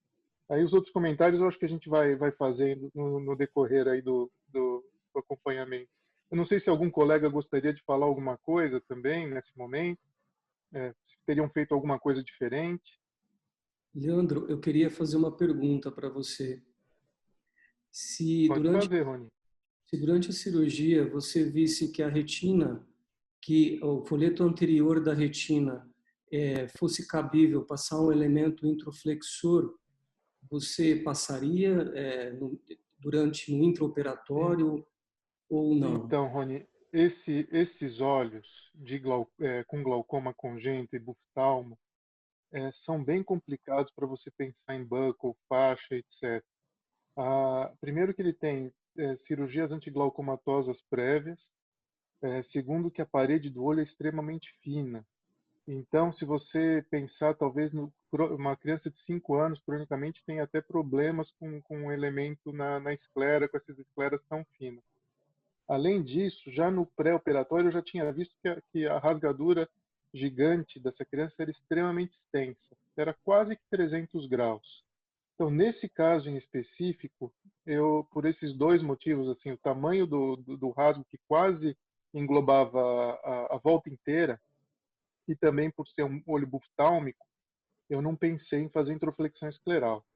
Não sei se alguém tem experiência em introflexão escleral nesses olhos buftálmicos. É um olho muito difícil de trabalhar, ele não consegue nem rodar na órbita. Tem megalocórnea, criança com estrias de rádio, é um olho extremamente grande mesmo. E lá dentro o salão é imenso, né? Para a gente chegar lá no fundo. O que aconteceu também é que, não sei se vocês conseguiram reparar, é que acabou ficando uma dobra nasal inferior. Quando consegui injetar perfluor e colocar a retina no lugar, ficou essa dobra nasal inferior, que eu tentei com o soft tip desfazer, mas eu não consegui desfazer tão bem, e eu achei por bem manter essa dobra do que... Eu acho que aí dá para ver, né? Aqui, ó. Dá para ver ela aqui, ó. Do lado da soft tip, ó. Aqui é a dobra que a gente eu tentei trabalhar nisso, mas na hora que eu coloquei a retina no lugar ficou essa dobra. Como era nasal inferior e eu já tinha conseguido, o que ao meu ver tinha sido um resultado bom anatômico, eu acabei vivendo com isso, né? Mas enfim, fico os comentários aí. Mas é isso, Rony. Olho buftálmico eu não pensaria no buckle por conta disso que eu falei, tá? Eu tenho experiência em ter operado muito glaucoma congênito com descolamento de retina e já fiz buckle. Mas eu sou da escola e eu acho que a maioria hoje dos cirurgiões de retina nunca consideram colocar um buckle, nem uma faixa numa ruptura gigante. E é unânime quase hoje que você deve remover toda a retina periférica desses com ruptura gigante. Outra coisa, achei interessante o residente aí, eu nunca ouvi falar em retina chapada. Já vi. Desculpa, professor, desculpa. Perdão pelo termo. Tá bom. Viu, John? Aí, nesse caso, eu comentei, meu comentário sobre o buckle é que durante a cirurgia, porque assim, quando você entra e tem uma rasgadura gigante, às vezes o rasgo é tão posterior que você fala, buckle aqui não vai adiantar em nada. Nunca se põe buckle em ruptura gigante, Rony. Você deforma a parede e você vai ter slippage. Nunca se põe. Tá? Eu vou te falar, isso é 100%. Mas com vitrectomia. Eu estou dizendo, se durante uma vitrectomia, dependendo da altura do rasgo, por exemplo, nesse caso aqui, né, se o rasgo é posterior, nem adianta você associar o buckle à vitrectomia. Não sei se eu me fiz entender. Então. Não, mas quando você vê uma ruptura gigante, Rony, não ponha buckle, tá bom? Eu faço vitrectomia com ruptura gigante, na maioria das vezes, se não for muito precoce, eu associo o buckle à vitrectomia sim, John. Na maioria das vezes. Se o folheto... Você é um dos poucos. Não, a maioria não usa buckle mais. Em criança, principalmente, eu uso em todas. Agora, adulto, já idoso, aí eu posso reconsiderar, mas uma faixa eu sempre vou pensar em colocar numa rasgadura gigante pelo grau de PVR, o índice de PVR que esses casos desenvolvem. Bloco não vai fazer diferença nenhuma. O Felipe, tem mais para apresentar? Tem, professor, posso continuar? Pode. Então, aqui está uma imagem, a criança no pós-operatório, ela chegou a ficar, se eu não me engano... Peraí, não entrou a imagem, Felipe. A imagem não está passando. Aqui, ó, perdão. Agora. 20/200 de visão desse olho. Tá? Esse é o 10º pós-operatório. Aqui vocês conseguem ver meu mouse? Dá para ver um. Tá? Então aqui no intraoperatório, como o professor Leandro tinha comentado, aqui está aquela dobra que eu tentei deixar fixa no vídeo. Tá? Aqui dava para perceber que surgiram algumas novas rasgaduras, mas não tinha nenhum descolamento nessa região. Essa aqui é a foto do 10º pós-operatório, com uma visão de 20/200, a pio sempre abaixo de 10, mesmo com óleo de silicone. Aqui dá para ver um pouquinho as marcas de laser. E no 45º pós-operatório, esse aqui é o aspecto da retina. A criança tinha notado, na verdade o pai testava a visão em casa e tinha notado que ela tinha diminuído um pouquinho a visão. No intervalo, eu estava acompanhando ela semanalmente, no intervalo de 10 dias, que estava ficando complicado para o pai vir toda semana, que são só os dois que vivem juntos aqui em São Paulo, a família toda não é do estado. E o pai tinha notado já que a criança tinha tido uma queda na visão. E aí a gente pode observar uma certa retração de toda a região macular e próximo àquela prega que estava na região nasal inferior, houve uma membrana contraindo toda essa região. E nessa parte nasal um pouco superior já era possível observar um descolamento de retina já. Aquelas duas roturas, elas aparecem aqui. Aqui pela posição não dá para ser tão bem observado. E nesse momento, você quer comentar, professor? Não, uma outra foto mostrando aí o que eu acho que aconteceu, na verdade, foi a contração da hialoide posterior. Então, como eu estava, na verdade, eu sempre soube, que isso seria uma possibilidade nessa criança, porque naquela primeira cirurgia eu estava com aquela situação que eu não consegui ir atrás da hialoide posterior. Já é difícil em criança, né? Mesmo quando você está com a cavidade aberta, naquela situação eu realmente não tive muita escolha. Então, conforme a retina agora se elevou, a gente indicou uma nova intervenção. Ela já evoluiu com uma catarata, a criança, né? O menino evoluiu com uma catarata subcapsular, a gente acabou fazendo uma facovitrectomia nesse caso. É interessante também nessas fotos que foi feito um laser 360 graus e mesmo com o Daytona, as marcas de laser periféricas não aparecem, né? De tão anterior que foi esse rasgo e tão grande que é esse olho. Isso que também me chama atenção. Mas, enfim, eu acho que o segundo vídeo a gente não sei se vai ter, né, Felipe? Porque acabou sendo no HU. Isso. Eu já vou comentar. A primeira cirurgia foi ainda no HC antes do Covid, foi uma das últimas cirurgias, a segunda cirurgia foi no HU.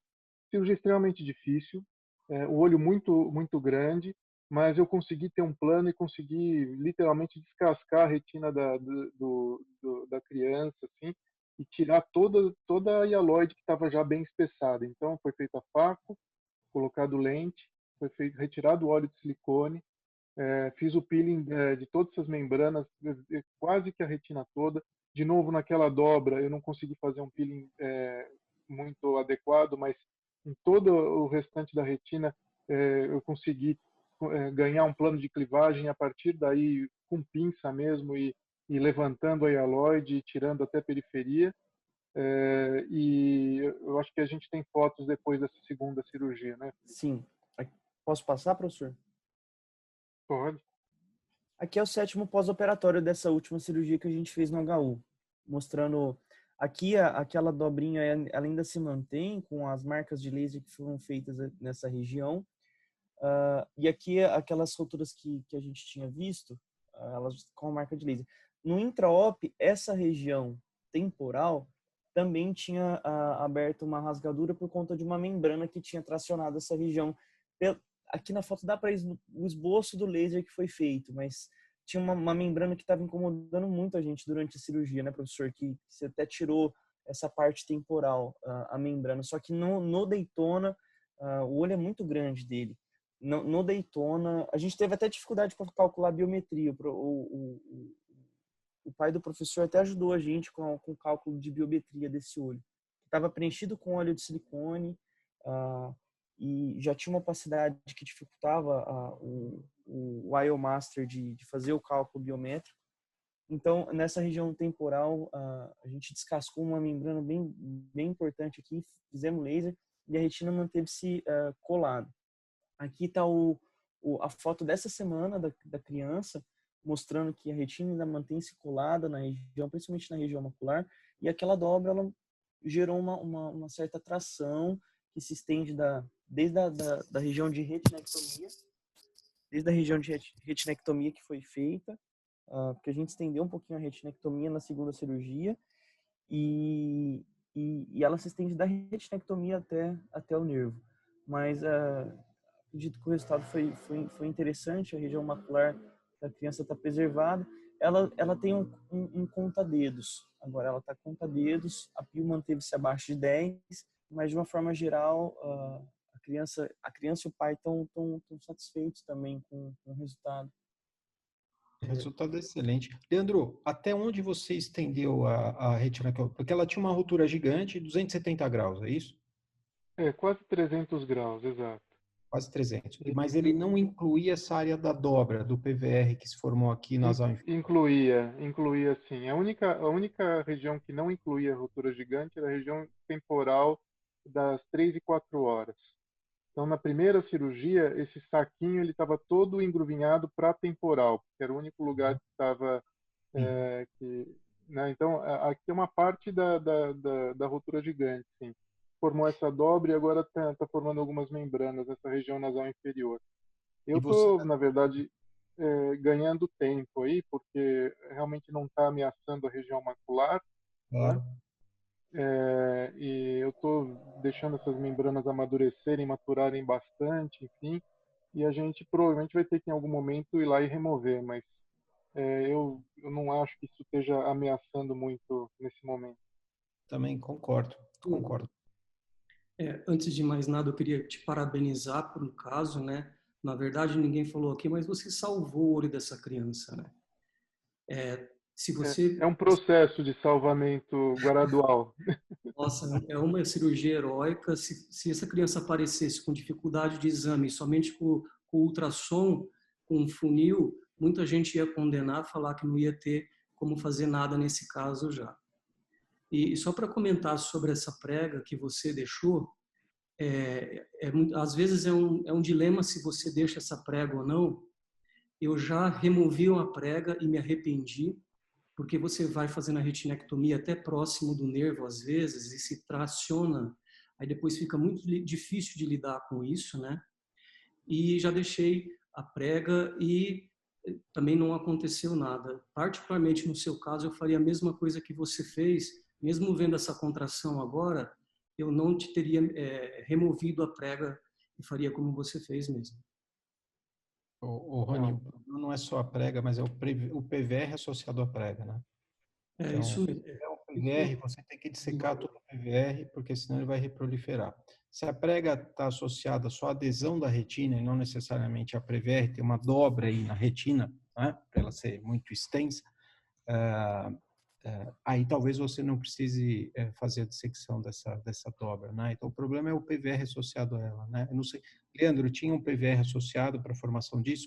Anterior tinha, com certeza, mas na prega talvez ela se estendesse também? O que aconteceu, Sérgio, é que eu acho que a aloide ficou toda aí na primeira cirurgia, né? E realmente, como eu falei, assim, a gente sempre tenta tirar, mas eu não vi como tirar ou tentar tirar, porque realmente estava totalmente móvel, né? Na segunda cirurgia, existiam alguns pontos onde as membranas foram ficando mais amadurecidas. Então eu consegui com uma pinça ir ganhando e descascando mesmo, né? Tentando tirar em bloco isso, né? Então justamente porque no lugar que a membrana está mais grossa você vê, mas a gente sabe que naquele lugar em que ela não amadureceu você não conseguiu ver. E a gente conseguiu um plano bem legal e eu descasquei bem essa retina, mas na prega essas membranas que não estavam tão maduras elas rompiam e realmente eu perdi o plano na prega, né? Eu não consegui continuar esse peeling e ficou lá uma hialoide. Eu acho que é essa hialoide que está contraindo agora. Agora está mais fácil de ver porque a membrana está mais madura. Mas eu não acho que eu tenha que entrar agora para fazer a cirurgia dessa criança nesse momento.